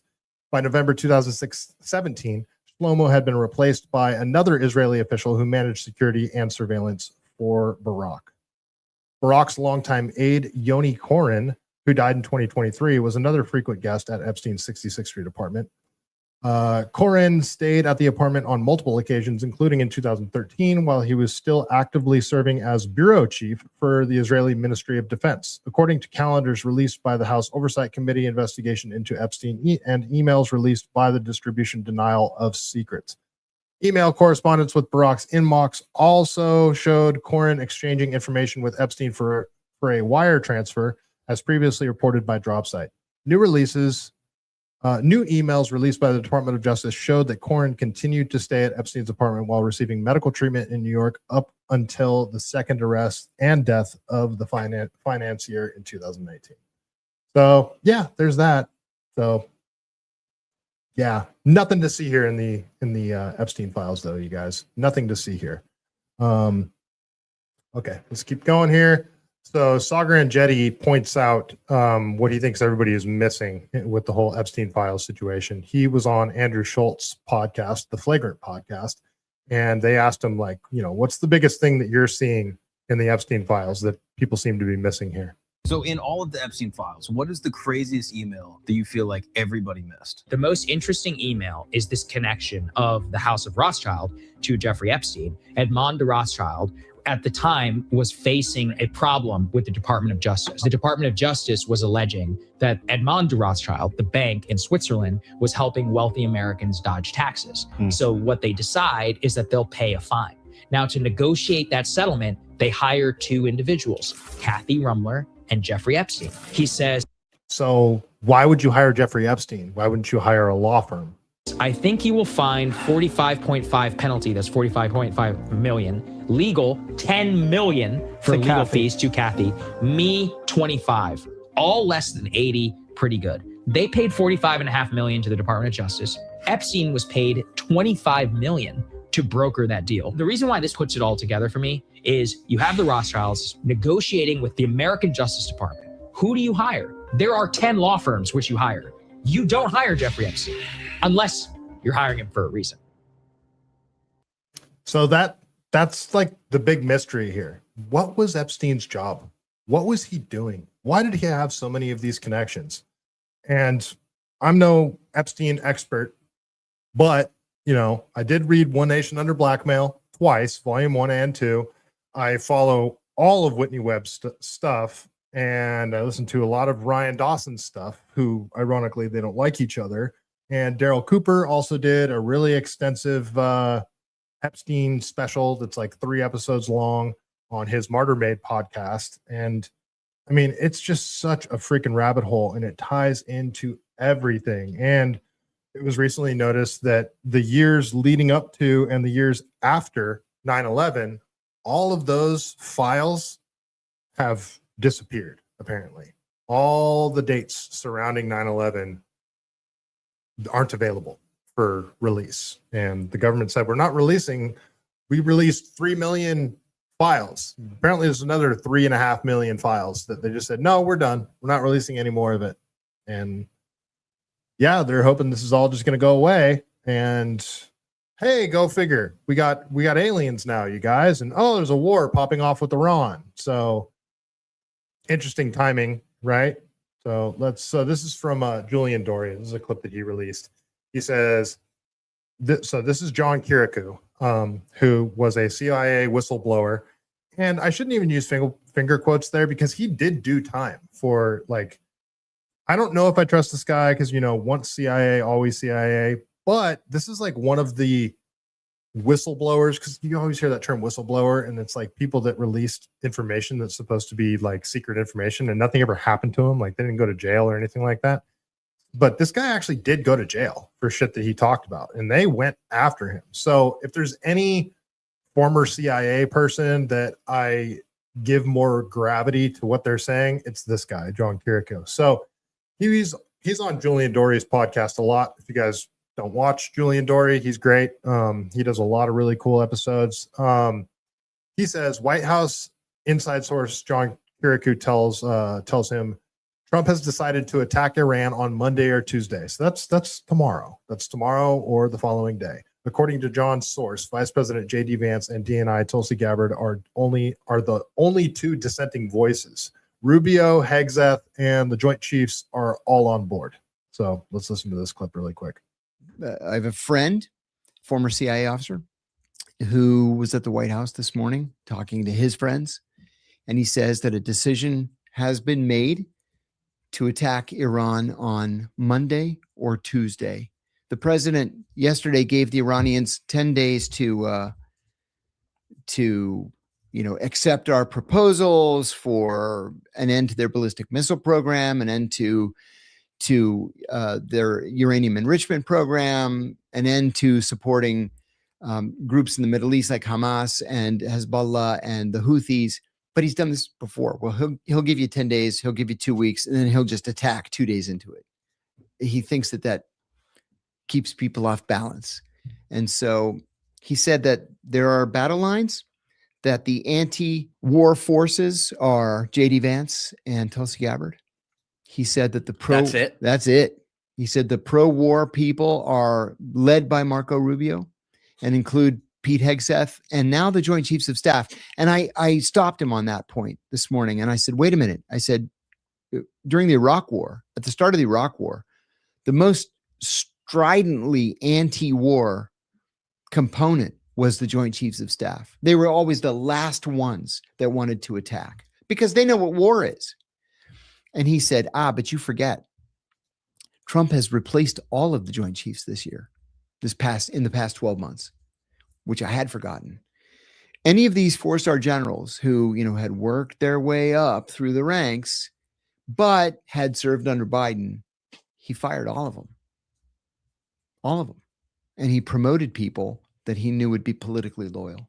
Do you think this is to distract from the current scandal? Probably in part, yeah. How about them saying they're going to release the UFO files last night, which I've wanted released forever. But I know, right? Timing, I mean, we've been talking about this for years. The timing. Yeah. All right. So there's that. And the buildup of troops is insane that they are sending to the Middle East right now. And apparently there's never been like a deployment this large and we didn't go to war. So it's looking like war with Iran is imminent. So this is from, this is a Con Inc. guy, like a Catturd type, a Gunther Engelman type, which annoys the shit out of me because all these people are just freaking neocon cheerleaders. But he says, breaking a massive U.S. military buildup is currently taking place near Iran, and President Trump is giving the Islamic regime 10 to 15 days to make a deal.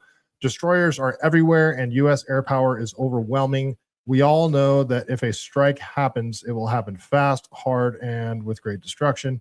Make a deal, Iran, or find out. It's just shut up, dude.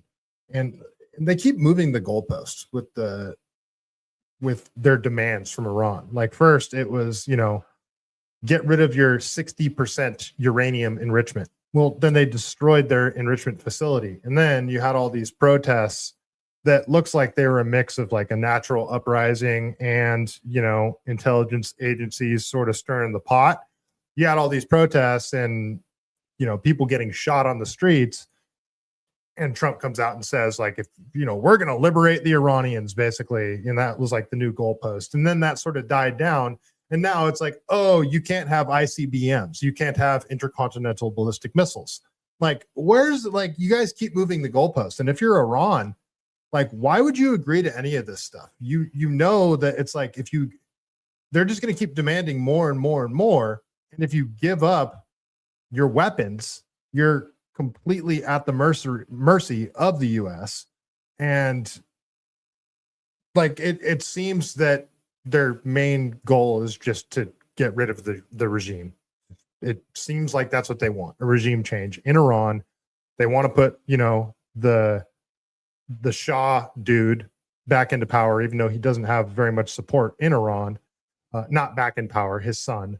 So yeah, they keep moving the goalposts. Let's watch this video. This is from Fox News. He should certainly consider stripping the Islamic Republic of Iran of all its offensive capabilities and perhaps its defensive capabilities as well, because it doesn't need defensive capabilities if it is not threatening other nations. There are no nations that are trying to take away its territory or do anything else to it.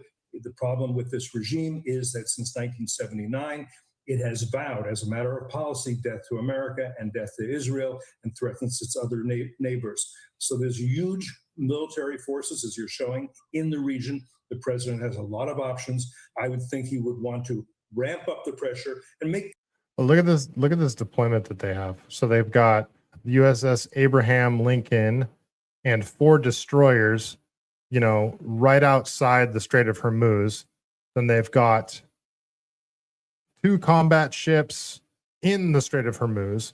Then they've got another destroyer in the Red Sea, just below Israel. And then they've got 2 destroyers and 2 destroyers in the Mediterranean Sea, close to where Israel shot down or lit up the USS Liberty back in 1967.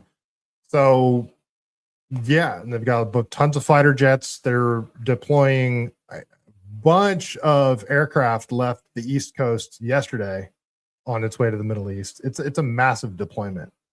Let's keep going here. I would think he would want to ramp up the pressure and make clear to Ali Khamenei, who may not understand this, he is not bluffing. The Iranians have always pretended that they're nuclear. Okay, let's keep going here. So this is from Autism Capital. It's just a graphic. Autism Capital says Trump is moving more weapons, ammunition, and equipment to the Middle East with at least 9 Boeing C-17s en route. Pizza orders are up near the Pentagon, and gay bar traffic is down, putting us at put DOCON 4. CIA whistleblower John Kiriko claims there will be an attack on Iranian soil as soon as Monday. So that's the clip I just played for you guys. The pizza thing, pizza orders are up near the Pentagon. That's the idea that, everybody's at the Pentagon drawing up war game plans and they're ordering pizza. So that's what that reference is there. Oh, sorry. Let me go back to that because, yeah, so this is the graphic. This shows, it's one of the graphics. This shows all of the aircraft that are apparently leaving the East Coast on the way to the Middle East. And then this other graphic shows all of the pizza orders that are up. So just funny. Like I don't put too much stock into the pizza thing, but we'll keep going here. So this is from Max Blumenthal. So do you guys remember like a month ago, there was reports of an earthquake outside of Doha in Israel? It was a small earthquake, 4.2 magnitude. A lot of people think that they were testing a nuke. Max Blumenthal says, not enough people are talking about the fact that Israel likely tested a nuclear weapon last month in Dimona, not Doha, sorry, in Dimona, and that most of humanity is within range of its Jericho 2 nuclear missiles. Yeah, you guys look up the Samson option because that's like, the Samson option is basically if Israel is under threat of being wiped out, they're going to go nuclear, which is weird because they still haven't admitted to having nuclear weapons. So yeah, shit is popping off, you guys. It seems that war with Iran is imminent, but they'll call me a panikin for saying so. But I mean, geez, the military buildup is insane. Last time they were doing negotiations, they set their negotiations for Monday. We bombed their uranium enrichment facilities on Saturday or Friday. I think it was Friday. So like the negotiations didn't even take place. I don't know. This looks like it looks like war is imminent, you guys. I don't know if that means boots on the ground or if it just means massive airstrikes. I don't know. I don't know what it means, but it's not good. Whatever it is, it's definitely not good. So, all right, got a little bit of time left. Got enough time to get into some California stuff. You guys still there in the chat? Let's see here. If you guys are still watching, please give the show a like, repost, all that good stuff. Subscribe to my YouTube channel. It would be awesome if you did. Okay, so the California Democrats just had their convention, and it was some of the speeches were funny that were given. Katie Porterhouse, she went up on stage and had a sign that said "Fuck Trump." Like she said, everybody say it together. And she held up her sign and says, "Fuck Trump." Like that's her pitch. That's her, that's what she's running on. She doesn't like Trump. Orange man bad. That's what she's running on. So Ashley Zavala here says, I'll just read. California Democratic Party endorsement votes are in, and unsurprisingly, the party likely isn't endorsing a candidate for governor. No one reached anywhere near the 60% vote requirement. Eric Swalwell got the most votes, followed by Betty Yee. So they hold the convention, then all the delegates vote. And if somebody gets 60%, that's who gets the Democratic nomination for governor. Well, none of them got anywhere near it. Eric Swalwell, like Ashley said, got the most at 24%. Then Tom Steyer got, the next person was Betty Yee at 17%. Then you had Javier Becerra at 14%. Then you had Tom Steyer at 13%. So Katie Porter wasn't even in the top 4. Then Katie Porter came in next, 5th place at 9%. Then you had Tony Thurmond at 7, almost 8%. Oh, I'm sorry. Before Tony Thurmond, you had, no endorsement, no preference. So no undecided was 8%. And then, other people, Anthony Villaraigosa had 4.6%, and Ian Calderon had 0.88%. So Bob Tiergarten, Katie Porker. Yeah, I like Katie Porterhouse personally. I like that one. All right, so Democrats don't know who they're backing yet, but I have a feeling that before the primary, you're going to get, the majority. Well, I don't know. I don't see Katie Porter dropping out. Maybe she will, but I don't see Matt Mahan dropping out. But if they don't before the primary, the Democrats are screwing themselves big time because they're spreading their vote super thin. There's only 2 Republicans. I think there's 0 chance. I've said this a million times. There's 0 chance, even though Chad Bianco and Steve Hilton are polling like 1 and 2, depending on which poll you look at. Eric Swalwell's polling in 2nd place or in 3rd place, depending on the polls that you look at. But a lot of people are speculating that, we're going to get 2 Republicans to choose from. Bullshit. There's 0% chance. A bunch of Democrats are going to back out before the primary. They're going to throw their weight behind whatever candidate they choose, likely Eric Swalwell. He's the establishment choice, if you ask me. Eric Swalwell's that's who the Democrat Party is going to support. Yes, Chinese spy banging Eric Swalwell. That dude. Even though he hasn't lived in California for 5 years, so it's like judging by the rules, he's not even allowed to run for governor, but that doesn't seem to matter. Apparently it's okay. So yeah, there's 0 chance 2 Republicans are going to get past the California primary. I mentioned before, if you guys aren't aware, California has what's called a jungle primary. All of the people that are in the race, all 16 people or however many, the top 2 vote getters move on. It isn't a Democrat and a Republican that move on unless they are the top 2 vote getters. So if Eric Swalwell and Katie Porterhouse are the people that get the top 2 votes, they're the ones that move on, and you've got 2 Democrats to choose from in the general election. If Chad Bianco or Steve Hilton doesn't drop out of the race, there's no way. I think it will mean we have 2 Democrats to choose from. If one of those 2 doesn't drop out and endorse the other, the only chance they have is if they have 1 Republican that's up against, 10 Democrats, because then Republicans aren't splitting the vote. The Democrats are splitting the vote. Then the top 2 vote getters are likely going to be a Democrat and a Republican. That's the only way this happens. So I hope I hope that Bianco drops out. Personally, that's what I hope. SSB 2828. Sal, is that you? Hello. Yeah, let's watch this clip from Eric Swalwell, because he's asked about the budget deficit, and it's incredible, his answer. So when you have a massive budget deficit, what's like the first thing you think? Oh, we're spending too much money. We have the fourth largest economy, right? Which means we have a huge tax base. We have tons of tax revenue coming into the California government, tons of it.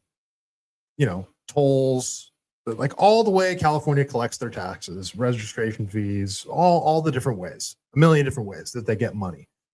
Well, they seem to think, oh, we're not bringing in enough money. Not we're spending too much money. So just, he's asked about the budget deficit. He doesn't mention once that, yeah, we need to cut spending. We need to cut spending here. We need to cut spending there. We need to look at the fraud and abuse that's happening. None of that gets mentioned. It's a bunch of gobbledygook. State certainly does face challenges. I'm at the Capitol every day. The Nonpartisan Legislative Analyst's Office, at least a projection, they project that the state faces possibly a $35 billion deficit each year through the end of the decade. What are you going to do to address that? Does that mean you might possibly have to either raise taxes or make cuts in order to address that? And would that be tough to achieve what you're trying to achieve? Well, day one, I'm working with Speaker Jeffries, as I worked with Speaker Pelosi when I was on her leadership team in the last 2 years of Trump's first term, to claw back what the president has taken. Oh, that's the problem. It isn't California is spending way too much money on fraudulent programs like the homeless industrial complex and the high-speed rail. It's Trump's fault. It's Trump has clawed back too much federal funding into the California government. So it's not that we're spending too much money. It's that we don't have enough money coming in, which is bullshit. But that's what Eric Swalwell is trying to claim here.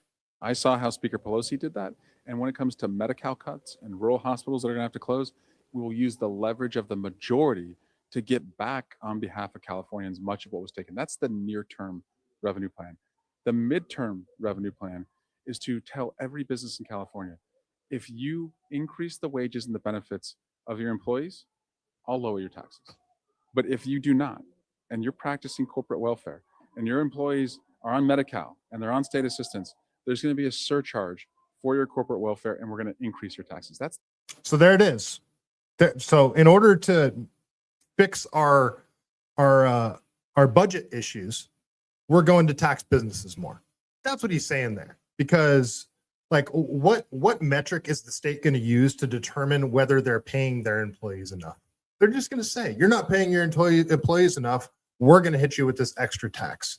That's his plan. Oh yeah, we're spending way too much money, so we need to just extract more money from the middle class. That's what he's saying there. The midterm plan. Long term, I'm going to stand up a California Research Fund.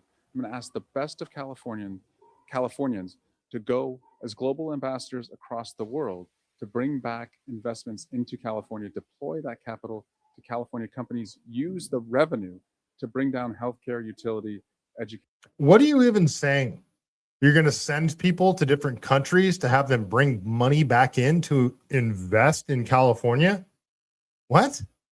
That's the private sector's job. Like, what are you even fucking talking about? The reason Eric Swalwell is so much more dangerous than Gavin Newsom is because he's dumber. He's just as evil. He's just as corrupt, but he's dumber. Gavin Newsom, some people would argue, is actually a pretty dumb guy. I don't think he is. I think Gavin Newsom is a smart guy. Eric Swalwell's a fucking retard. The dude's a moron. He hasn't worked a regular job ever in his freaking life. He graduated from college, went straight into government, and banged Chinese spies. Like, he has no experience whatsoever. He doesn't understand the economy. These are not impressive people. We are not being ruled by impressive people. And that's why when I hear people basically like, we need the government to solve problems for us. I used to have the same idea back when I was like in high school, that there's these really brilliant people out there and they can figure it all out. They can fix these problems for us. That's not the case, though. There are really brilliant people, but they don't make it into government because you got to be a cutthroat psychopath to make it into government. So you end up being ruled by mediocre, corrupt idiots. And that's exactly what Eric Swalwell is. And that's why I think he's more dangerous than Gavin Newsom. Costs. This is not just me Googling who's the foreign leader of XYZ country. I oversaw the CIA for 8 years. I went to 40 capitals. I met with presidents, kings, prime ministers. I'm going to leverage those relationships. We're going to have embassies in. Ooh, I'm going to go to the presidents, kings, and prime ministers, and I have them give me money because I know them. Major capitals. And if you bet on California, you'll see a great return on your investment, but Californians will all do better. Does this dude sound like this guy would be a terrible salesperson?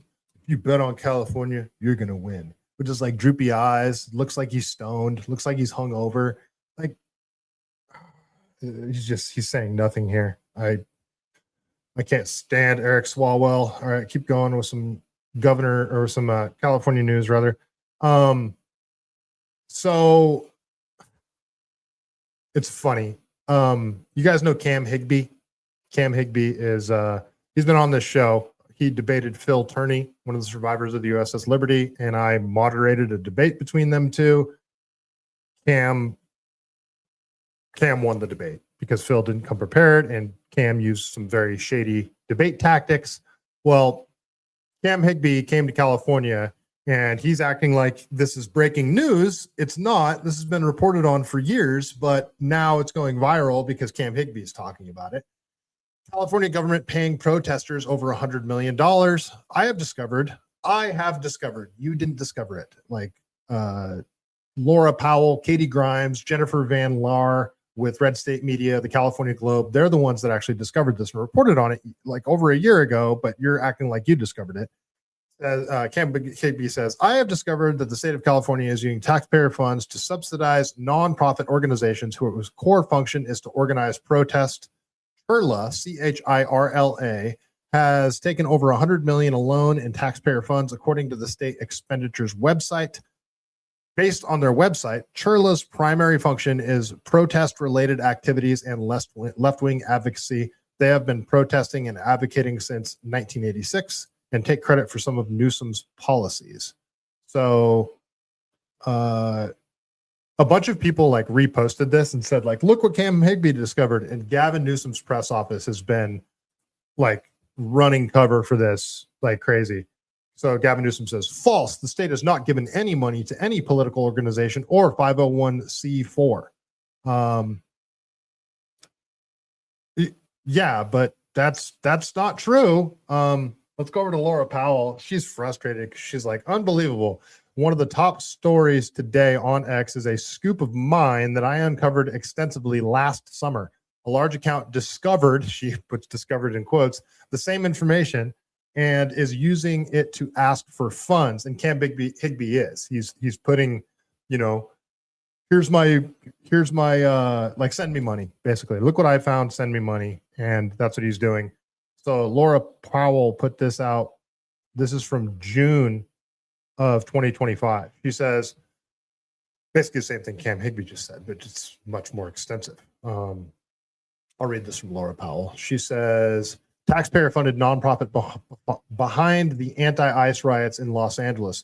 Over the past 2 decades, ICE agents have conducted targeted operations. Remember, this is from July of 2025. Over the past 2 days, ICE has conducted targeted operations across the Los Angeles region, detaining more than 40 suspected illegal aliens.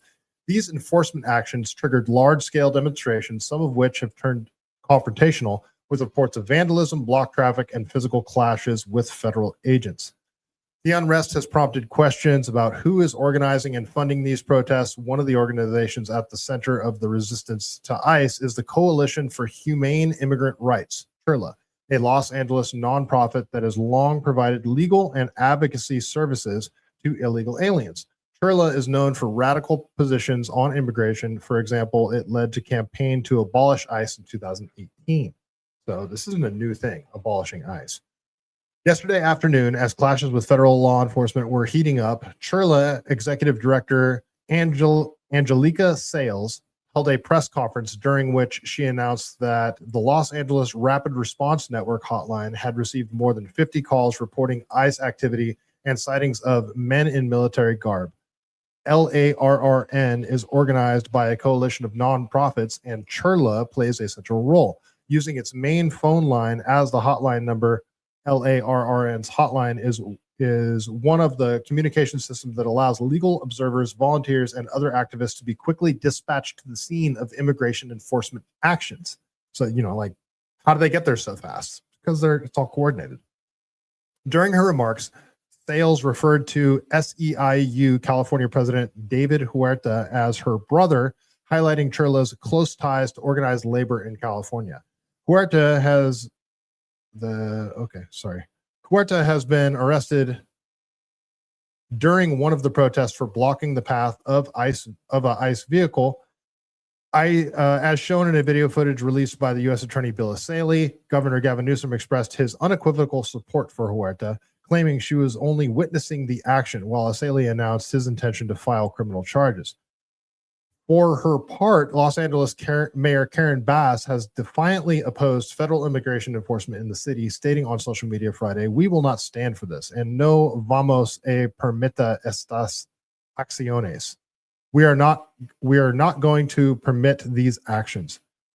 She added that her office would collaborate with community-based organizations that serve immigrants.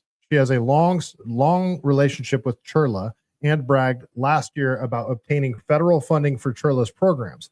That grant is part of the broader stream of public dollars that the organization receives from government sources. So there it is, the California government directly funding these protests. Well, not directly, indirectly through Chirla. And they say it's not happening. And Cam Higby says he just discovered this, even though this is from July that I'm reading to you right now. In fact, according to a financial audit submitted to the state, the Chirla organization receives nearly $34 million in revenue from government contracts during the fiscal year June of 2023. $34 million they got from government contracts. This group that organizes protests against ICE get $30 million from taxpayer dollars from the government. That figure marks a sharp increase from the prior year when it received around $12 million in government contract revenue. Agencies contributing to Chirla's funding during this period.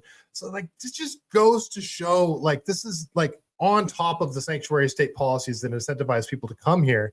It's like, yeah, come here, illegal immigrants come here. We're going to give you free health care, all these other things that you're eligible for, driver's licenses, you can work any job that you want. Like, be here illegally, work any job that you want. But if ICE tries to deport you, we're going to protect you too through backdoor ways funding protests and disrupting ICE operation. Okay. Agencies contributing to Chirla's funding during this period include the California Department of Social Services, the California Arts Council, the Government Office of Emergency Services, and Department of Homeland Security. Notably, as mentioned above, a DHS contract funded Chirla to provide citizenship instructions and naturalization services. With $100,000 remaining on Chirla's contract, DHS froze remaining funds in February. Chirla responded by suing. The court denied their motion for preliminary injunction on May 28th. This is one of the two lawsuits Chirla filed against DHS this year. The other was dismissed for lack of standing and is on appeal. To sum up how this works, your tax dollars fund an organization that organizes efforts to directly interfere with the federal government's lawful exercise of authority. Then, through its lobbying arm, that organization helps get Democrats elected to office, who then repay the favor by ensuring increased funding. This is the nonprofit industrial complex. This is how corrupt the California government is.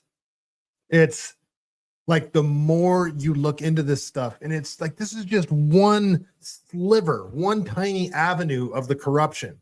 Like, if you're looking at this on a pie, this is a tiny sliver of that pie. There's a million other different ways that they're doing this exact same thing, where it's the circular funding thing. We fund you, you do the thing, and then you give us money back to our campaigns to get us elected. That's how this whole fucking thing works. And it's maddening. That's how California Democrats stay in power. And the Republicans suck here too. I'll say that.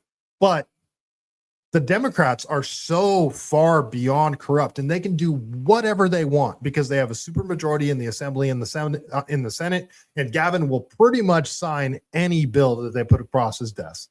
He's vetoed a few, but that's only because he would have gotten insane backlash for the ones that he did veto.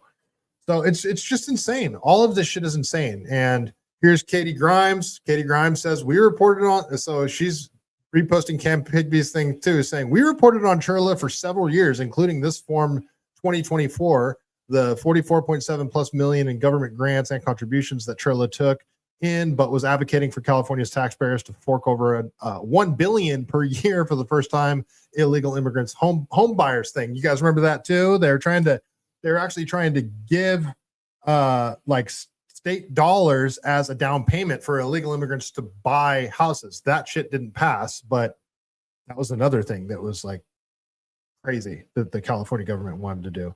So Katie Grimes has reported on this. Laura Powell has reported on this. So Katie Grimes is from the California Globe. Laura Powell, where is she from? She's a lawyer. Yeah, she's a lawyer. So that must have been some independent reporting that she did. So Katie Grimes, the California Globe, reported on it. And then Jennifer Van Laar also reported on that. She is with Red State, right? She's with, Red State Media.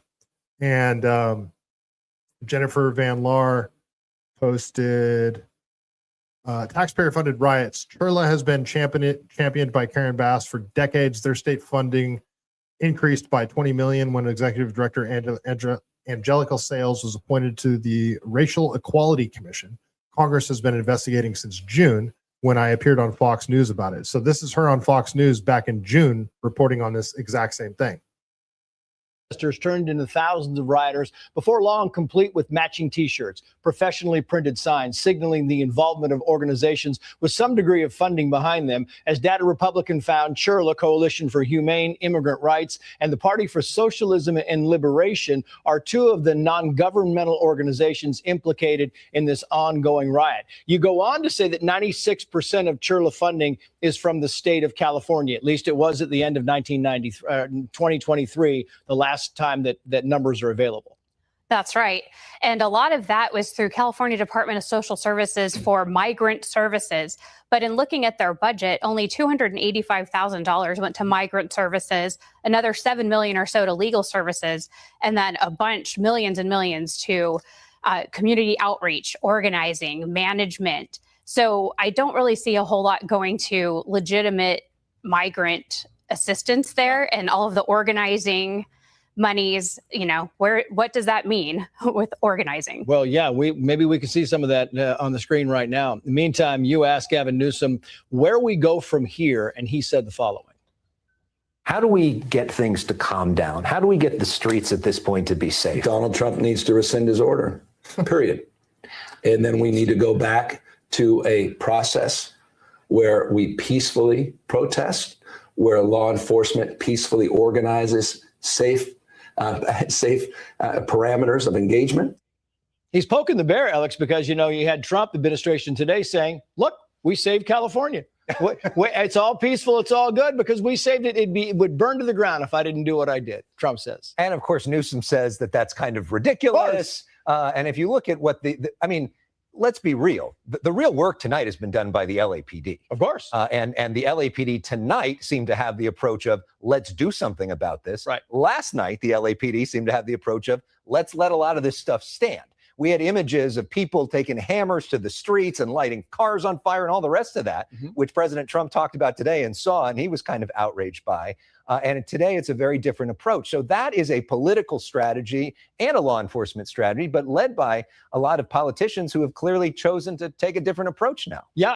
So this is from the protests, the No Kings protests that took place last summer when we saw LA going crazy, even though it was like pretty much in a very small, isolated area of LA. But this is the stuff that Churla's organizing. And also, every time ICE goes to do an operation, it'll be like in the suburbs somewhere, all of a sudden a bunch of people show up to protest. It's like, how the fuck did they know? How did they know? And it's all this organizing that they do behind the scenes. This isn't organic stuff. This is highly funded and highly organized tactics that they're using.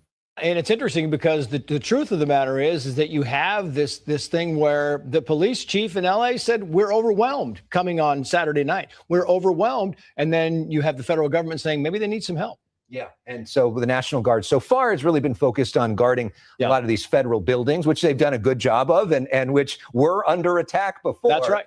But some of the most heavy duty police work has been done by the local law enforcement. Very quickly, Jennifer, you're right. Basically, our taxpayer dollars are going to train high school and college students in how to break immigration law and become Marxist agitators. I've got 30 seconds for you. Is that what you found? That is what I found, because a lot of Cheerla's programs have to do with things on college campuses, high school campuses, and then their rapid response network for ICE raids is outing where these raids are happening. Yeah, it really is something we are learning every day. Jennifer, Alex, thank you both.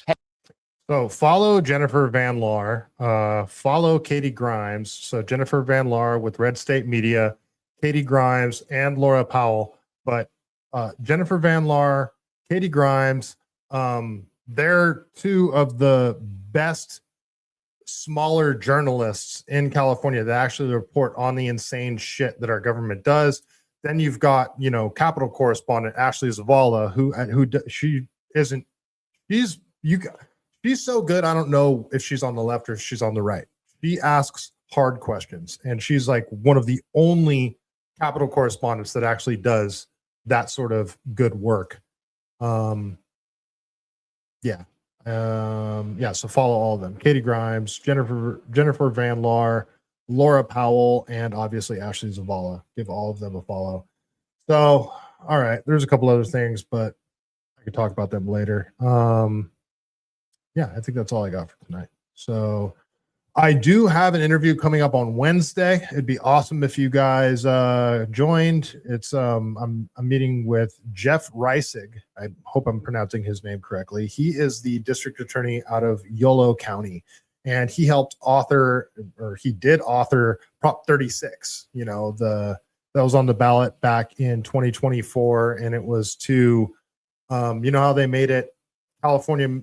I can't remember what prop it was, but it made if you stole less than $900 worth of merchandise from a store, it was considered a misdemeanor. So cops aren't going to arrest people for misdemeanors. So theft was running rampant. There's a bunch of other things that Prop 36 was supposed to get rid of, and Gavin Newsom's just not doing anything about Prop 36. And like 70% of Californians voted to essentially repeal Prop 30, or they voted for Prop 36, which undoes a lot of the things that I forget what prop it was that made $900 in theft a misdemeanor. Everybody voted for it, and Gavin Newsom's not implementing it. So the author of that bill, I'm interviewing him on Wednesday, and I'm going to talk to him about that. I'm going to talk to him about the homeless industrial complex. I'm going to talk to him. I got some firearms questions that I wanted to ask him. There's three things that I was going to talk to him about: Prop 36, homeless industrial complex, and there was something else that I'm forgetting right now. But I hope you guys join. That'll be Wednesday at 6:00, and I'll be back here on next Sunday, to do another one of these type episodes, just to go over all the shit that's going on. Maybe I'll do another stream in between, because news happens so fast nowadays. If you guys would be so kind, hit that like button, repost the stream, tell your friends, leave a comment. Let me know if there's let me know what you think about any of the stuff that I talked about tonight in the comments. Thank you guys all for being here. Bob Tiergarden over on Rumble, SSB2828 over on YouTube, Pete Grabber on X, Ganko1 on Rumble, Danger on YouTube, CC Pino over on X, Wally World, I saw you earlier, Northside over on Rumble. All you guys, thanks for hanging out tonight. Wall Street over on YouTube, Rastradamus over on YouTube, Bluka2 over on YouTube. You guys are awesome. If I missed any of you guys, I apologize. Thanks for being lively in the chat tonight. So, good episode. All right, cool. That was fun. Before we get out of here, you know how we do it. Got to tell a joke from the greatest book ever written, The Truth About Chuck Norris. This is the sequel to that book. Chuck Norris Cannot Be Sought, courtesy of Danger here in the chat. So, you know the rules. I open up the book, my eyes go to a joke, and I read it. Sometimes they're good, sometimes they're not. Chuck Norris, joke of the evening. The fatalities in Mortal Kombat are actually recreations of eyewitness accounts of Chuck Norris's going apeshit during a traffic jam. And on that note, Stay Cali based.